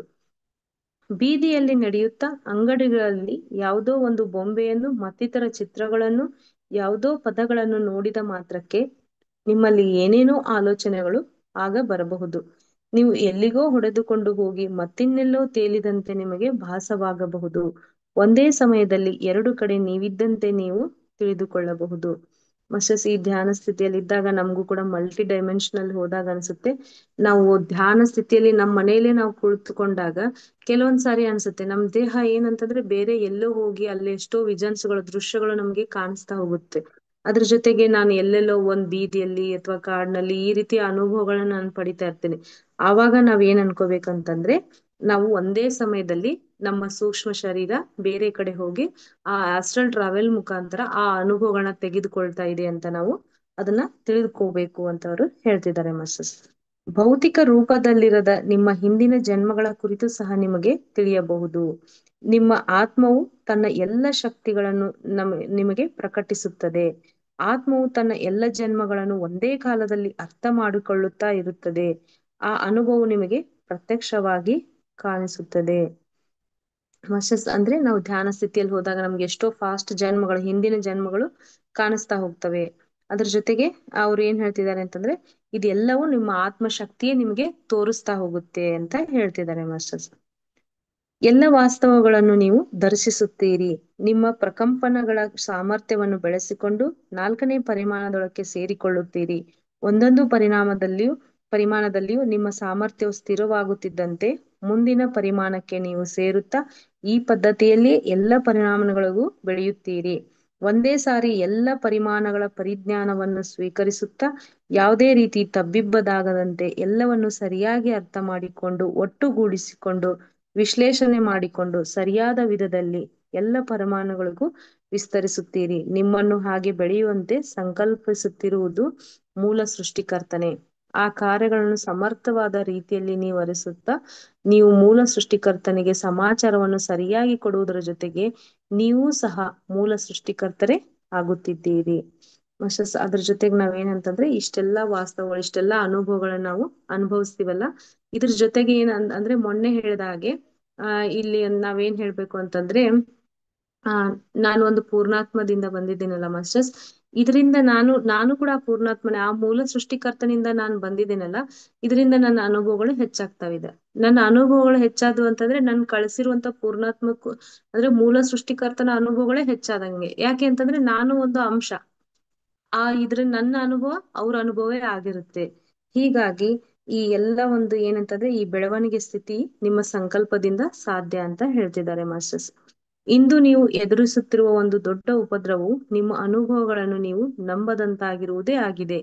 ನಿಮ್ಮ ಶರೀರವು ಒಂದು ಮಾತು ಹೇಳುತ್ತದೆ, ಆದರೆ ನಿಮ್ಮ ಮನಸ್ಸು ಮತ್ತೊಂದು ಮಾತನ್ನು ಹೇಳುತ್ತದೆ. ನೀವು ಒಂದು ಮಾತು ಅಂದರೆ ಸಮಾಜ ಮತ್ತೊಂದು ಮಾತು ಹೇಳುತ್ತದೆ. ಮಾಸ್ಟರ್ಸ್, ಇಲ್ಲಿ ಏನಂತಂದ್ರೆ ನಾವು ಈಗ ಪ್ರೆಸೆಂಟ್ ಆಗಿ ಅನುಭವಿಸ್ತಾ ಇದೀವಲ್ಲ, ಧ್ಯಾನ ಸ್ಥಿತಿ ಕುಳಿತ ತಕ್ಷಣ ನಮ್ಗೆ ಅನಿಸ್ತದೆ ಎಷ್ಟೊಂದು ಯೋಚನೆಗಳು ಬರ್ತವೆ ಅಂತ ಹೇಳಿ. ಅವಾಗ ಏನಾಗ್ತಿದೆ ಅಂತಂದ್ರೆ, ನಮ್ ಶರೀರ ಒಂದ್ ಮಾತು ಹೇಳುತ್ತೆ, ಅದು ನಮ್ ಶರೀರ ನನ್ ಕುಳಿತುಕೊಳ್ಳಕ್ ಆಗ್ತಿಲ್ಲ, ನಂಗ್ ನೋವು ಬರ್ತಾ ಇದಾವೆ, ಈ ರೀತಿ ಅದೊಂದು ಹೇಳ್ತಾ ಹೋಗುತ್ತೆ. ಇನ್ ಮನ್ಸು ನಾನು ಇಲ್ಲಿ ಕುಳಿತುಕೊಂಡಿದ್ದೀನಿ ಅಂತಂದ್ರೆ ಅದೇನ್ ಮಾಡುತ್ತೆ, ನನ್ನ ಇಚ್ಛರೆ ನಾನು ಎಲ್ಲೆಲ್ಲೋ ತಿರುಗಾಡ್ಸ್ಕೊಂಡ್ ಬರುತ್ತೆ. ಬಟ್ ನನ್ನ ಆತ್ಮ ಇಲ್ಲಿ ಏನಂತಂದ್ರೆ, ದೇಹನೇ ಬೇರೆ, ಅದ್ರದ್ದೇ ಕೆಲಸ ಮಾಡ್ತಾ ಇರುತ್ತೆ. ಇಲ್ಲಿ ಮನ್ಸು ಕೂಡ ಬೇರೆ, ಅದು ಅದ್ರದ್ದೇ ಕೆಲಸ ಮಾಡ್ತಿರುತ್ತೆ. ಇನ್ನು ಆತ್ಮನು ಕೂಡ ಅದು ತಂದೇ ಮಾಡ್ತಾ ಹೋಗುತ್ತೆ. ಇದೆಲ್ಲ ಒಂದು ದ್ವಂದ್ವತ್ವ ಹೋಗಿ ಏಕತ್ವ ಸ್ಥಿತಿ ಬರ್ಬೇಕು. ಅಂದ್ರೆ ನಮ್ ದೇಹ, ಮನಸ್ಸು, ಆತ್ಮ ಒಂದೇ ಸ್ಥಿತಿಯಲ್ಲಿ ಕುಳಿತುಕೊಂಡು, ಈಗ ನಾ ಧ್ಯಾನ ಮಾಡ್ತಾ ಇದ್ದೀನಲ್ಲ, ಅದನ್ನ ಮೂರು ದೇಹ, ಮನಸ್ಸು, ಆತ್ಮ ಅನುಭವಿಸುವಂತ ಸ್ಥಿತಿಗೆ ನಾವು ಬಂದೇ ಬರ್ತೀವಿ ಅಂತ ಅದು ಹೇಳ್ತೀವಿ. ಈಗ ಏನಿದು ದೊಡ್ಡ ಒಂದು ಉಪದ್ರವ ಅಂತ ಹೇಳ್ತಿದ್ದಾರೆ. ಅಂದ್ರೆ ಮನ್ಸು ಒಂಥರ ಹೋಗೋದು, ದೇಹ ಇನ್ನೊಂದ್ ತರ ಹೇಳೋದು, ಆತ್ಮ ಮಾತ್ರ ತನ್ನ ಸ್ಥಿತಿಯಲ್ಲಿ ತಾನು ಮುಂದುವರಿಯೋದು, ಇದೆಲ್ಲ ಹೋಗಿ ಏಕತ್ವ ಸ್ಥಿತಿ ಬಂದೇ ಬರುತ್ತೆ ಅಂತ ಅವರು ಹೇಳ್ತಿದ್ದಾರೆ ಮಾಸ್ಟರ್ಸ್. ಅಂದ್ರೆ ಇದಕ್ಕೆ ಅಂದ್ರೆ ಇನ್ನೊಂದು ಹೇಳ್ತಿದ್ದಾರೆ, ಇದಕ್ಕೆಲ್ಲ ನೀವು ಜವಾಬ್ದಾರಿಯಿಂದ ಇರಿ. ದೈವವು ನಿಮ್ಮನ್ನು ಸರಿಯಾದ ದಾರಿಯಲ್ಲೇ ನಡೆಸುತ್ತಿದೆ. ಎಲ್ಲವೂ ನಿಮ್ಮ ಒಳ್ಳೆಯದಕ್ಕಾಗಿ ಆಗುತ್ತದೆ. ಇದೆಲ್ಲ ಇದ್ದಾಗ ನಾವು ಜವಾಬ್ದಾರಿಯಿಂದ ನಾವು ನಮ್ಮ ಗಮನವನ್ನ ಮತ್ತೆ ಶ್ವಾಸದ ಮೇಲೆ ಇರಿಸ್ಕೊಂಡು ನಾವು ಆಳ ಸ್ಥಿತಿಗೆ ತಲುಪಿದಾಗ ಆ ಮೂರುಗಳು ಏಕತ್ವ ಸ್ಥಿತಿಗೆ ಬಂದು ಅದೆಲ್ಲ ನಮ್ಗೆ ಒಳ್ಳೇದಾಗುತ್ತೆ. ಅದಕ್ಕೆ ದೈವವು ಕೂಡ ಸಂಕಲ್ಪ ಅಂದ್ರೆ ಸಹಾಯ ಮಾಡುತ್ತೆ ಅಂತ ಅವರು ಹೇಳ್ತಿದ್ದಾರೆ ಮಾಸ್ಟರ್ಸ್. ಆಗುತ್ತಿರುವ ಅನುಭವಗಳಲ್ಲಿ ನಿಮ್ಮ ಪ್ರವೇಶವನ್ನು ತೋರಿಸಿರಿ. ಮಾಸ್ಟರ್ಸ್, ಇದಕ್ಕೊಂದು ಎಕ್ಸಾಂಪಲ್ ಹೇಳ್ಬೇಕು ಅಂತಂದ್ರೆ ರಮಣ ಮಹರ್ಷಿಗಳು. ರಮಣ ಮಹರ್ಷಿಗಳು ಅವ್ರು ಏನಂತಂದ್ರೆ ಸಾಮಾನ್ಯವಾಗಿ ನಿಮ್ಮ ಹಾಗೆ ಮನುಷ್ಯನ ದೇಹವನ್ನ ತೆಗೆದುಕೊಂಡು ಬಂದ್ರು. ಅವ್ರ ದೇಹ ಕೊನೆಗೆ ಹೇಗೆ ಅಂತ್ಯ ಆಯ್ತು ಅಂತಂದ್ರೆ ಒಂದು ಕ್ಯಾನ್ಸರ್ ಇಂದ ಅವನತಿ ಆಯ್ತು ಮಾಸ್ಟರ್ಸ್. ಆವಾಗ ಅವ್ರ ಮನಸ್ಸು ಕೂಡ ಅದೇನಾಗಿತ್ತು ಅಂತಂದ್ರೆ ಆ ಒಂದು ಏಕತ್ವ ಸ್ಥಿತಿಯಲ್ಲೇ ಇರೋದ್ರಿಂದ ಅವ್ರ ಮನಸ್ಸನ್ನ ಗಟ್ಟಿ ಮಾಡಿದ್ರಿಂದ ಆ ಕ್ಯಾನ್ಸರ್ಗೆ ಅವ್ರು ಭಯನೇ ಪಡ್ಲಿಲ್ಲ. ಯಾಕೆ ಅಂತಂದ್ರೆ ನಾನ್ ದೇಹನೂ ಅಲ್ಲ, ಈ ಮನಸ್ಸು ಅಲ್ಲ, ನಾನ್ ಏನಂತಂದ್ರೆ ಕೇವಲ ಆತ್ಮ. ಆತ್ಮಕ್ಕೆ ಯಾವುದೇ ಒಂದು ಏನಂತಂದ್ರೆ ಕರ್ಮ ಅನ್ನೋದು ದೇಹಕ್ಕೆ ಇದೆ ಹೊರತು ಆತ್ಮಕ್ಕಿಲ್ಲ. ಕರ್ಮಾನುಸಾರ ಆತ್ಮವೇ ಅದನ್ನ ಅನುಭವಿಸುತ್ತೆ. ದೇಹ ಏನಂತಂದ್ರೆ ಅದ್ರ ಒಂದು ಪ್ರಕಟಣೆ ಮಾತ್ರ ಅಂತ ಅವ್ರಿಗೆ ಗೊತ್ತಿತ್ತು. ಹಾಗಾಗಿ ಅವ್ರ ಏನ್ ಮಾಡಿದ್ರು ಅಂತಂದ್ರೆ ಅವ್ರ ಶಿಷ್ಯಂದ್ರು ಹೇಳಿದ್ರು, ಇಲ್ಲ ನಿಮ್ಗೆ ಇಷ್ಟೊಂದು ಕ್ಯಾನ್ಸರ್ ಆಗಿದೆ ಅಲ್ಲ, ನೀವು ಏನ್ ಮಾಡ್ಬೋದು, ಇದನ್ನ ತೋರಿಸ್ಕೊಂಡು ಕ್ಯೂರ್ ಮಾಡ್ಕೋಬೇಕು ಅಂತ. ಅವ್ರು ಹೇಳ್ತಿದ್ದಾರೆ, ಅಲ್ಲಪ್ಪ ನಾನು ಈ ದೇಹದ ಒಂದು ಸ್ಥಿತಿಯಲ್ಲಿ ಇಲ್ಲ, ನಾನು ಆತ್ಮ ಸ್ಥಿತಿಯಲ್ಲಿ ಇದೀನಿ. ನನ್ಗಿದು ಯಾವ್ದೋ ಒಂದು ನೋವನ್ನು ಕೊಡ್ತಾ ಇಲ್ಲ, ನನ್ಗದು ಏನು ಡಿಸ್ಟರ್ಬ್ ಮಾಡ್ತಿಲ್ಲ. ಅದೊಂದು ದೇಹಕ್ಕಾಗಿದೆ, ಅದೊಂದು ದೇಹನೇ ಅದನ್ನ ಅಂದ್ರೆ ಅದೇನು ದೇಹಕ್ಕಾಗಿದೆ, ಇದು ನನ್ಗೆ ಯಾವ್ದೇ ಡಿಸ್ಟರ್ಬ್ ಮಾಡ್ತಿಲ್ಲ, ನಾನು ತೋರಿಸ್ಕೊಳ್ಳೋದಿಲ್ಲ ಅಂತ ಹೇಳಿ. ಬಟ್ ಇನ್ ಕೇಸ್ ಅವ್ರ ಶಿಷ್ಯಂದರು ಒಂದ್ ಫೋರ್ಸ್ ಮಾಡಿದ್ದಕ್ಕೋಸ್ಕರ ಅವರು ಹಾಸ್ಪಿಟ್ಲಿಗೆ ಹೋದ್ರಂತೆ. ಹಾಗೆ ಇಲ್ಲಿ ನಮ್ ದೇಹ ಮತ್ತೆ ಮನಸ್ಸು ತೋರಿಸುವ ಯಾವು ನಿಜ ಅಲ್ಲ. ಆದ್ರೆ ನಾವು ಯಾವ ಸ್ಥಿತಿಯಲ್ಲಿ ಇರ್ಬೇಕು ಅಂತಂದ್ರೆ ಆತ್ಮ ಸ್ಥಿತಿಯಲ್ಲಿ. ಹೀಗಾಗಿ ಇವ್ರು ಏನ್ ಹೇಳ್ತಿದ್ದಾರೆ ಅಂತಂದ್ರೆ ನೀವು ಜವಾಬ್ದಾರಿಯಿಂದ ಇರ್ಬೇಕು ಅಂತ ಅವ್ರು ಹೇಳ್ತಿದ್ದಾರೆ ಮಾಸ್ಟರ್ಸ್. ಆಗುತ್ತಿರುವ ಅನುಭವಗಳಲ್ಲಿ ನಿಮ್ಮ ಪ್ರವೇಶವನ್ನು ತೋರಿಸಿರಿ. ಅನುಭವಗಳನ್ನು ಪ್ರೀತಿಯಿಂದ ಅನುಭವಿಸಿರಿ. ಅನುಭವ ಆಗುತ್ತಿರುವಾಗಲೂ ಸಹ ಅದನ್ನು ಏಕಕಾಲದಲ್ಲಿಯೇ ಗಮನಿಸುತ್ತಾ ಇರಿ. ಅನುಭವಿಸಿ. ಆ ಅನುಭವದಿಂದ ನಿಮ್ಮಲ್ಲಿ ಉಂಟಾದ ಪ್ರಭಾವವನ್ನು ದರ್ಶಿಸಿರಿ. ಇತರರ ಮೇಲೆ ಉಂಟಾದ ಅನುಭವ ಪ್ರಭಾವವನ್ನು ಗಮನಿಸುವುದು, ಆ ಅನುಭವದ ಫಲಿತಾಂಶಗಳನ್ನು ಗಮನಿಸುತ್ತಾ ಇರುವುದನ್ನೇ ಅಭ್ಯಾಸ ಮಾಡಿರಿ. ಮಾಸ್ಟರ್ಸ್, ನಾವು ಈಗ ಹೇಳ್ತಿರ್ತೀವಲ್ಲ, ಇದು ಒಂದು ಧ್ಯಾನ ಸ್ಥಿತಿಯಲ್ಲಿ ಕುಳಿತಾಗ ನಮ್ಗೆ ಪೇನ್ಗಳು ಬರ್ತಾವ, ಮೊಣಕಾಲ್ ನೋವು, ಸೊಂಟ ನೋವು, ಅದನ್ನೆಲ್ಲ. ಅದು ಒಂದ್ ಹಂತದಲ್ಲಿ ಎಲ್ಲರಿಗೂ ಬರೋದೆ. ನಾನು ಅದನ್ನ ಪ್ರೀತಿಯಿಂದ ಅದನ್ನ ಅನುಭವಿಸಿದ್ನಿ ಅಂತ ಇಟ್ಕೋರಿ ಮಾಸ್ಟರ್ಸ್ ಈ ಸಮಯದಲ್ಲಿ.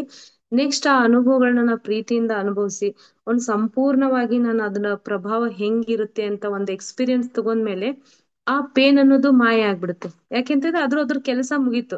ನನ್ನ ಆತ್ಮಕ್ಕೆ ಆ ನೋವಿನ ಸ್ಥಿತಿ ಹೇಗಿರುತ್ತೆ ಅನ್ನೋದನ್ನ ಕಲ್ಸಕ್ ಬಂದಿತ್ತು. ನಾನ್ ಸಂಪೂರ್ಣವಾಗಿ ಕಲತ್ಮೇಲೆ ಅದು ಮತ್ತೆ ನಂಗೆ ರಿಪೀಟ್ ಆಗಲ್ಲ. ಇನ್ ಕೇಸ್ ಮತ್ತೆ ಧ್ಯಾನ ಸ್ಥಿತಿಯಲ್ಲಿ ಕುಂತಾಗ ನನ್ಗೆ ದೇಹದ ನೋವು ಬಂದಾಗ ನಾನು ಅದನ್ನ ಅಬ್ಸರ್ವ್ ಮಾಡ್ತಾ ಇದು ನನಗ್ ಆಗ್ತಿಲ್ಲ ಅಂತ ಕೈ ಬಿಟ್ಟೆ ಅಂತಂದ್ರೆ ಮತ್ತೆ ನಾಳೆ ಕುಳಿತುಕೊಂಡಾಗೂ ಕೂಡ ಅದ್ ನೋವು ಬರೋದೆ. ಯಾಕೆ ಅಂತಂದ್ರೆ ಆ ನೋವಿನ ಒಂದು ಅನುಭವವನ್ನ ಸಂಪೂರ್ಣವಾಗಿ ಆತ್ಮ ತೆಗೆದುಕೊಂಡ ಮೇಲೇನೆ ಅದು ಹೋಗೋದು. ಹಾಗಾಗಿ ಅವ್ರು ಏನ್ ಹೇಳ್ತಿದ್ದಾರೆ ಅಂತಂದ್ರೆ ಯಾವ್ದೇ ಅನುಭವಗಳು ಬಂದ್ರೂ ಕೂಡ ನಾವು ಜಸ್ಟ್ ಅದನ್ನ ಅಬ್ಸರ್ವ್ ಮಾಡ್ಬೇಕು. ಅವಾಗ ಆ ಉಂಟಾಗುವಂತ ಪ್ರಭಾವ ಅದು ಹೇಗಿರುತ್ತೆ ಅನ್ನೋದನ್ನ ನಾವು ಸಂಪೂರ್ಣವಾಗಿ ಅನುಭವಿಸ್ಬೇಕು, ಸಂಪೂರ್ಣವಾಗಿ ಗಮನ ಕೊಡ್ಬೇಕು. ಆವಾಗ ಏನಂತಂದ್ರೆ ಆ ನಂತರ ಅದ್ರ ಫಲಿತಾಂಶಗಳನ್ನ ನೀವು ನೋಡ್ತಾ ಹೋಗ್ತೀರಿ. ಇದನ್ನ ಸಂಪೂರ್ಣವಾಗಿ ಅಭ್ಯಾಸ ಮಾಡ್ರಿ ಅಂತ ಅವರು ಹೇಳ್ತಿದ್ದಾರೆ ಮಾಸ್ಟರ್ಸ್. ಇತರ ಪ್ರಪಂಚಗಳಲ್ಲಿ ಜೀವಿಸುತ್ತಿರುವ ನಿಮ್ಮ ಆತ್ಮಗಳೆಲ್ಲವೂ ಈ ಭೂಮಿಯ ಮೇಲೆ ಸಮಾವೇಶಗೊಳ್ಳುತ್ತಿವೆ. ಅವುಗಳನ್ನು ದರ್ಶಿಸುತ್ತಿರುವುದು ನೀವು ದಿಗ್ಭ್ರಮೆಗೊಂಡು ನಿಮಗೆ ಆಘಾತವೂ ಬರಬಹುದು. ಆದರೆ ಆ ಆತ್ಮಗಳೆಲ್ಲವೂ ಸ್ವತಃ ನೀವೇ. ಮಾಸ್ಟರ್ಸ್, ಏನಂತಂದ್ರೆ ಕೇವಲ ನಾನೇನ್ ಅನ್ಕೊಂಡಿದೀನಿ, ಈ ಆತ್ಮ ಸ್ಥಿತಿಯಲ್ಲಿ ಈ ಒಂದು ದೇಹವನ್ನು ನಾನು ತೆಗೆದುಕೊಂಡು ಇಲ್ಲಿದ್ದೀನಲ್ಲ, ಇನ್ ಇದೇ ಆತ್ಮ ಇನ್ನೊಂದು ಡೈಮೆನ್ಷನ್ ಅಲ್ಲಿ ಮತ್ತೊಂದು ಯಾವ್ದೋ ಒಂದು ಶರೀರದಲ್ಲಿ ಅಲ್ಲಿರುತ್ತೆ. ಅದೇ ರೀತಿ ಅಂದ್ರೆ ಏಕಕಾಲದಲ್ಲೇ ಬೇರೆ ಬೇರೆ ಡೈಮೆನ್ಷನ್ ಅಲ್ಲಿ ಇರುತ್ತಲ್ಲ, ಅದು ನಮ್ಗೆ ಅನುಭವಕ್ಕೆ ಬರ್ತಾ ಹೋಗುತ್ತೆ. ಆ ಅನುಭವ ಬಂದಾಗ ನಮ್ಗೆ ಏನಾಗುತ್ತೆ ಅಂದ್ರೆ ವಿಚಿತ್ರ ಅನ್ಸಕ್ಲಿಕ್ಕೆ ಸ್ಟಾರ್ಟ್ ಆಗುತ್ತೆ. ಯಾಕೆ ಅಂತಂದ್ರೆ ಒಂದ್ ಆತ್ಮ ಎಟ್ ಎ ಟೈಮ್ ಅಲ್ಲಿ ಬೇರೆ ಬೇರೆ ಡೈಮೆನ್ಷನ್ ಅಲ್ಲಿ ಜನ್ಮ ತೆಗೆದುಕೊಂಡಿದ್ದಾಗ ಅದು ಎಲ್ಲ ನಮ್ ಕಣ್ ಮುಂದೆ ಈ ಸಮಯದಲ್ಲಿ ಬಂದು ಭೂಮಿ ಮೇಲೆ ಸಮಾವೇಶಗೊಂಡ್ರೆ ನಮ್ಗೆ ನಿಜವಾಗ್ಲೂ ಆಶ್ಚರ್ಯ ಆಗುತ್ತೆ. ನಾನು ಇಲ್ಲೂ ಇದ್ದೀನಿ, ಅಲ್ಲೂ ಇದ್ದೀನಿ, ಅಲ್ಲೂ ಇದ್ದೀನಿ ಅಂತ ಹೇಳ್ಬಿಟ್ಟು. ಅಂದ್ರೆ ನಾವು ಒಂದು ಆತ್ಮ ಅನ್ನೋದು ಸರ್ವಂತ್ರಯಾಮಿ, ಅದು ಎಲ್ಲಲ್ಲೂ ಇರುತ್ತೆ ಅನ್ನೋದನ್ನ ನಾವು ಸ್ವತಃ ತಿಳಿದುಕೊಳ್ತೀವಿ ಅಂತ ಅವರು ತಿಳಿಸಿದ್ದಾರೆ ಮಾಸ್ಟರ್ಸ್. ಈ ಭೂಮಿ ಹಾಗೂ ನೀವು ಹೊಸ ಪಾಠಗಳನ್ನು ಕಲಿಯಬೇಕಿದೆ. ಅನೇಕ ವಾಸ್ತವಾಂಶಗಳು ಈ ಭೂಮಿಯ ಮೇಲೆ ಸಮಾವೇಶ ಆಗುತ್ತಿರುತ್ತವೆ. ನೀವು ಆ ಸಮೀಕರಣಕ್ಕೆ ಸಿದ್ಧವಾಗಿ ಇರಬೇಕು. ಅಂದ್ರೆ ನಾವ್ ಏನಂತಂದ್ರೆ ಮಾಸ್ಟರ್ಸ್, ಈ ಎಲ್ಲ ಪಾಠಗಳನ್ನ ಕಲಿಯಕ್ಕೋಸ್ಕರ ಬೇರೆ ಬೇರೆ ಡೈಮೆನ್ಷನ್ ಅಲ್ಲಿ ಎಟ್ ಅ ಟೈಮ್ ಜನ್ಮ ತೆಗೆದುಕೊಂಡಿದೀವಲ್ಲ, ಅದೆಲ್ಲವೂ ನಮ್ಗೆ ಅನುಭವಕ್ಕೆ ಬರ್ತಾ ಹೋಗುತ್ತೆ. ಅದನ್ನ ನೀವು ಅನುಭವಿಸ್ಲಿಕ್ಕೆ ರೆಡಿ ಇರ್ಬೇಕು ಅಂತ ಅವ್ರು ಹೇಳ್ತಿದ್ದಾರೆ. ಮೂರು ಪರಿಣಾಮಗಳ ಪ್ರಪಂಚಕ್ಕೆ ಅನೇಕ ಪರಿಮಾಣಗಳ ಪ್ರಪಂಚಗಳ ರಭಸವು ತಪ್ಪುವುದಿಲ್ಲ. ಅನೇಕ ಪ್ರಪಂಚಗಳು ಭೂಮಿಯನ್ನು ಡಿಕ್ಕಿ ಹೊಡೆಯುತ್ತವೆ ಎಂದು ಇದರ ಅರ್ಥವಲ್ಲ. ಮೂರು ಪರಿಮಾಣಗಳ ಪ್ರಪಂಚಕ್ಕೆ ಇತರ ಪರಿಮಾಣಗಳಿಂದ ರಭಸವು ತಲುಪುವುದಿಲ್ಲವೆಂದು ಇದರ ಅರ್ಥ. ಎಷ್ಟೋ ಪ್ರಪಂಚಗಳ ಪರಮಾಣುಗಳು ಡಿಕ್ಕಿ ಹೊಡೆಯುತ್ತವೆ. ಅಂದ್ರೆ ಪರಮಾಣು ಡಿಕ್ಕಿ ಹೊಡೆಯುತ್ತವೆ ಅಂತ ಹೇಳ್ತಿದ್ದಾರೆ ಮಾಸ್ಟರ್ಸ್. ಅಂದ್ರೆ ಈ ಥರ್ಡ್ ಡೈಮೆನ್ಷನ್ಸ್ ನಾವ್ ಇದೀವಲ್ಲ, ಇಲ್ಲಿ ಏನಂತಂದ್ರೆ ನಾವು ಫೋರ್ತ್ ಡೈಮೆನ್ಷನ್ಗೆ ಶಿಫ್ಟ್ ಆಗ್ಬೇಕು ಅನ್ನೋದನ್ನ ಅವರು ಹೇಳ್ತಿದ್ದಾರೆ. ಅಂದ್ರೆ ಇಲ್ಲಿ ಮಾಸ್ಟರ್ಸ್ ನಾವ್ ಏನೋ ಒಂದು, ಈಗೊಂದು ಯಾವ್ದೋ ವಸ್ತುವಿನ ಮೇಲೆ ನಿಂತಿದ್ದೀನಿ, ಫೋರ್ತ್ ಡೈಮೆನ್ಷನ್ ಅನ್ನ ನಾನು ಇಲ್ಲಿ ಭೂಮಿ ಮೇಲೆ ಬಿಟ್ಟು ಇನ್ನೊಂದ್ ಯಾವ್ದೋ ಗ್ರಹ ಅಥವಾ ಇನ್ನೊಂದ್ ಯಾವ್ದೋ ಬ್ರಹ್ಮಾಂಡದಲ್ಲಿ ಹೋಗಿರ್ತೀನಿ ಅಂತಲ್ಲ. ಇಲ್ಲಿ ಇದು ಈ ಎಲ್ಲಾ ಡೈಮೆನ್ಷನ್ಸ್ ಅನ್ನೋದು ನಮ್ಮ ಒಂದು ಥಾಟ್ ಪ್ರೊಸೆಸ್ ಮಾಸ್ಟರ್ಸ್. ಈಗ ನಮ್ಮ ಒಂದು ವಿಚಾರ ಶಕ್ತಿ ಹೇಗಿದೆಯೋ ಆ ವಿಚಾರ ಶಕ್ತಿಗಳನ್ನ ಫೋರ್ತ್ ಡೈಮೆನ್ಷನ್ಸ್ಗೆ ಬದಲಾಯಿದಾಗ ವಿಚಾರ ಶಕ್ತಿಗಳ ಹಂತ ಏನಾಗಿರುತ್ತೆ ಅಂತಂದ್ರೆ ಬದಲಾವಣೆ ಆಗಿರುತ್ತೆ. ಆವಾಗ ನಮ್ಗೆ ಏನಾಗ್ತಿದೆ ಅಂತಂದ್ರೆ ಕಸ್ವಿಸಿ ಅನ್ನೋದು ಸ್ಟಾರ್ಟ್ ಆಗುತ್ತೆ. ನಾನು ಇದನ್ನ ಯೋಚನೆ ಮಾಡ್ತಾ ಇದ್ದೀನಿ, ಇದು ಸರಿನಾ ಇದು ಸರಿನಾ ಅಂತ ನನ್ಗೆ ಕನ್ಫ್ಯೂಷನ್ ಸ್ಟಾರ್ಟ್ ಆಗುತ್ತೆ. ಆದ್ರೆ ಅಂತಿಮವಾಗಿ ನಾವು ಅದಕ್ಕೆ ಶಿಫ್ಟ್ ಆಗೇ ಆಗ್ತೀವಿ. ನಮ್ಮ ಯೋಚನೆಗಳನ್ನ ನಾವು ಉನ್ನತವಾದ ಹಂತಕ್ಕೆ ತಲುಪಿಸ್ಕೊಳ್ತೀವಿ ಅಂತ ಅವ್ರು ಹೇಳ್ತಿದ್ದಾರೆ. ಈ ಪರೀಕ್ಷೆಯು ಭೂಮಿಗೂ ನಿಮಗೂ ತಪ್ಪುವುದಿಲ್ಲ. ನಿಮ್ಮನ್ನು ನೀವು ತಿದ್ದಿಕೊಳ್ಳಬೇಕೆಂದರೆ ಈ ಅನುಭವ ಅವಶ್ಯವಾಗಿ ಜರುಗೇ ತೀರಬೇಕು. ಎಷ್ಟೋ ಕತ್ತಲಿನ ಜೀವಿಗಳೊಂದಿಗೆ, ಎಷ್ಟೋ ಭಯವನ್ನು ಉದ್ವೇಗವನ್ನು ಹುಟ್ಟಿಸುವ ಜೀವಿಗಳೊಂದಿಗೆ ನಿಮ್ಮ ಅನುಬಂಧವು ತಪ್ಪುವುದಿಲ್ಲ. ಈ ಜೀವಿಗಳೆಲ್ಲವೂ ಸ್ವತಃ ವಿವಿಧ ಪರಿಮಾಣಗಳಲ್ಲಿ ಏಕಕಾಲದಲ್ಲಿರುವ ನೀವೇ. ಆದ್ದರಿಂದ ನಿಮ್ಮ ವಾಸ್ತವಿಕ ಬಹುಮುಖ ಪರಿಮಾಣಗಳ ಜೀವಿತಗಳೇ ಇವೆಲ್ಲವೂ ಆಗಿದೆ. ನಿಮ್ಮ ಸಹಜ ಸ್ವರೂಪವೂ ಅದೇ. ನೀವು ಕಾಂತಿ ಶರೀರಧಾರಿಗಳು. ಕತ್ತಲು ಬೆಳಕಾಗುತ್ತದೆ ಎಂದು ಸ್ವತಃ ನೀವು ತಿಳಿದುಕೊಳ್ಳಿರಿ. ಅಂದ್ರೆ ಮಾಸ್ಟರ್ಸ್, ನಾವೇನ್ ಅನ್ಕೊಂತೀವಲ್ಲ ಬೇರೆ ಬೇರೆ ಜೀವಿಗಳಿದಾವಲ್ಲ ಅಂತ ಹೇಳ್ಬಿಟ್ಟು, ಯಾಕೆ ಅಂತಂದ್ರೆ ಪೂರ್ಣ ಒಂದು ಮೂಲ ಸೃಷ್ಟಿಕರ್ತ ತನ್ನನ್ನ ಎಲ್ಲ ಕಡೆ ಆ ರೀತಿ ಸೃಷ್ಟಿ ಮಾಡಿ ಕಳ್ಸಿದಾನೆ. ಎಕ್ಸಾಂಪಲ್, ತಾನೊಂದು ಕಪ್ಪೆಯಾಗಿನೂ ಬಂದಿದ್ದಾನೆ, ಅದೇ ರೀತಿ ಒಂದು ಹಾವು ಆಗಿನೂ ಬಂದಿದ್ದಾನೆ, ಈಗ ನಾನಾಗಿ ಬಂದಿದ್ದೀನಿ, ಒಂದ್ ಮರ ಆಗಿ ಬಂದಿದ್ದಾನೆ. ಇವೆಲ್ಲವನ್ನ ನೋಡ್ಕೊಂಡಾಗ ನಮ್ಗೆ ಆಶ್ಚರ್ಯ ಅನ್ಸುತ್ತೆ. ಆದ್ರೆ ಇವೆಲ್ಲವೂ ನಾನೇ ಅಂತ ಅಂದ್ರೆ ಮೂಲ ಸೃಷ್ಟಿಕರ್ತನಿಂದ ಬಂದಿರೋ ನಾವೆಲ್ಲ ಒಂದೇ ಆದಾಗ ಅವಾಗ ಏನಂತಂದ್ರೆ, ಅವಾಗ ಈ ಏಕಸ್ವ ಸ್ಥಿತಿ ನಮಗ್ ಬರುತ್ತಲ್ಲ, ಅವಾಗ ನಮ್ಗೆ ಈ ಭಯ ಉದ್ಯೋಗ, ನಾವು ಹಾವು ಕಂಡ ತಕ್ಷಣ ಭಯ ಪಡ್ತೀವಿ, ಉದ್ವೇಗಕ್ಕೆ ಒಳಗಾಗ್ತಿವಿ. ಇದೇ ರೀತಿ ನಾವು ಕತ್ತಲಿಗೆ ಒಂದ್ ರೀತಿ ಬೆಲೆ ಕೊಡ್ತೀವಿ, ಬೆಳಕಿಗೆ ಎಲ್ಲ ಒಂದ್ ರೀತಿ ಬೆಲೆ ಕೊಡ್ತೀವಿ. ಆದ್ರೆ ನಾವು ಏಕತ್ವ ಸ್ಥಿತಿಯಲ್ಲಿದ್ದಾಗ ಇವೆಲ್ಲವೂ ನಾವೇ. ಒಂದು ಕತ್ತಲು ಕೂಡ ನಾನೇ, ಬೆಳಕು ಕೂಡ ನಾನೇ, ಎಲ್ಲ ಜೀವಿಗಳಲ್ಲೂ ನಾನೇ ಅಂತ ಗೊತ್ತಾದಾಗ ಅದು ನಮ್ಗೆ ಈ ಒಂದು ಅನುಭವ ಸಂಪೂರ್ಣ ಆಗತ್ತೆ ಅಂತ ಅವರು ಹೇಳ್ತಿದ್ದಾರೆ. ಆದ್ರೆ ಇದು ಪ್ರತಿಯೊಂದನು ಜರುಗೇ ತೀರುತ್ತೆ. ಈಗ ನೀವು ಎಲ್ಲ ಒಂದೇ ಮಾಸ್ಟರ್ಸ್. ಯಾಕೆಂತಂದ್ರೆ ನಾವೆಲ್ಲರೂ ಮೂಲ ಸೃಷ್ಟಿಕರ್ತನೆ ನಮ್ಮನ್ನ ಈ ಒಂದೊಂದು ರೂಪದಲ್ಲಿ ಕಳಿಸ್ಬಿಟ್ಟಿದ್ದಾನೆ. ಈಗ ಆಗಿದ್ದೀನಿ, ಅದೇ ರೀತಿ ನೀವೆಲ್ರೂ ಆಗಿದ್ದೀರಿ. ಆದ್ರೆ ಅಂತಿಮವಾಗಿ ನೋಡಿದ್ರೆ ನಾವು ಮತ್ತೆ ಮೂಲ ಸೃಷ್ಟಿಕರ್ತಾನೆ. ಅದೇ ರೀತಿ ಮರಗಳಲ್ಲಿ ಅಷ್ಟೆಲ್ಲಾ ವಿಧಗಳಲ್ಲಿದ್ದಾವಲ್ಲ, ಅವು ಕೂಡ ಏನಂತಂದ್ರೆ ಮೂಲ ಸೃಷ್ಟಿಕರ್ತನ ಒಂದು ಅಂಶನೇ. ಅವನ್ನ ಬೇರೆ ಬೇರೆ ರೀತಿಯಾಗಿ ಒಂದು ಅನುಭವಕ್ಕಾಗಿ ಅಷ್ಟೊಂದು ಕಳಿಸಿದಾನೆ. ಅಂತಿಮವಾಗಿ ನೋಡಿದ್ರೆ ಅವರು ಕೂಡ ಮೂಲ ಸೃಷ್ಟಿಕರ್ತಾರೆ. ಇನ್ನು ಬೇರೆ ಬೇರೆ ಜೀವಿಗಳು, ಇವನ್ನೆಲ್ಲಾ ನೋಡಿದ್ರೆ ನಮ್ಗೆ ಏನಾಗುತ್ತೆ ಅಂತಂದ್ರೆ ಒಂದ್ಸರಿ ಈ ಎಲ್ಲಾ ಭಾವನೆಗಳು ಬರ್ತಾ ಹೋಗ್ತವೆ. ಹಾವು ಕಂಡು ಒಂದ್ ತಕ್ಷಣ, ಕತ್ತಲು ಕಂಡಾಗ ಒಂದ್ ತಕ್ಷಣ ಒಂದು ತರ ಈ ರೀತಿ ಆಗುತ್ತಲ್ಲ. ಅಂತಿಮವಾಗಿ ನಾವೇನಂತಂದ್ರೆ ಆ ಏಕತ್ವ ಸ್ಥಿತಿಯ ಅನುಬಂಧಕ್ಕೊಳಪಟ್ಟಾಗ ನಮ್ಗೆ ಸ್ವತಃ ನಾನೇ ಇದೆಲ್ಲ ಅಂತ ನಮ್ಗೆ ಅರ್ಥ ಆಗುತ್ತೆ.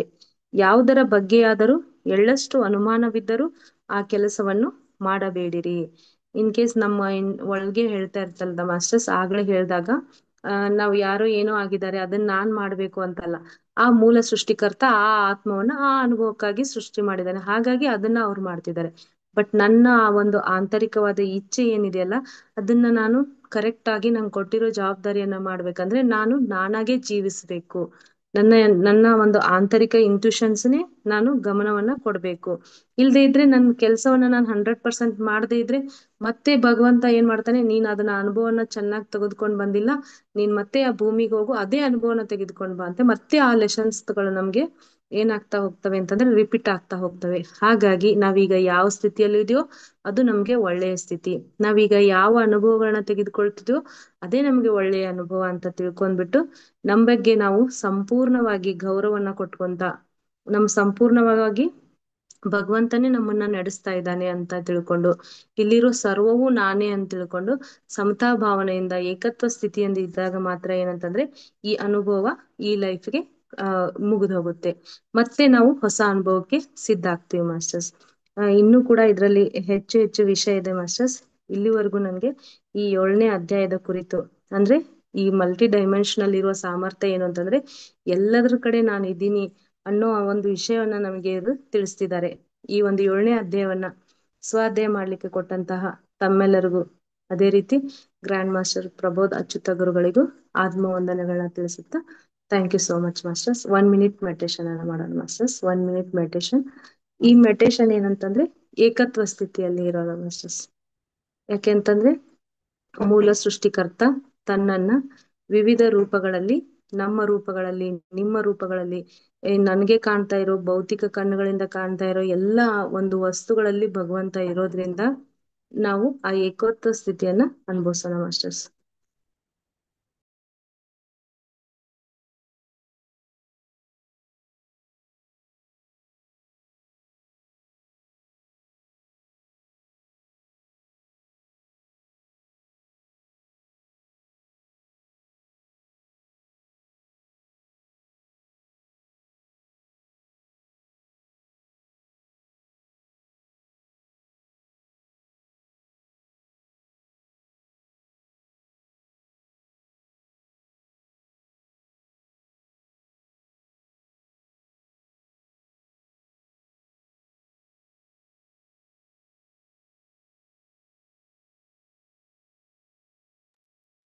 Okay masters, last 3 second. 3, 2, 1. Masters ನಿಧಾನವಾಗಿ ಧ್ಯಾನದಿಂದ ಎಚ್ಚರ ಸ್ಥಿತಿಗೆ ಬರೋಣ. And next over to Shiv sir. Over to Shiv sir.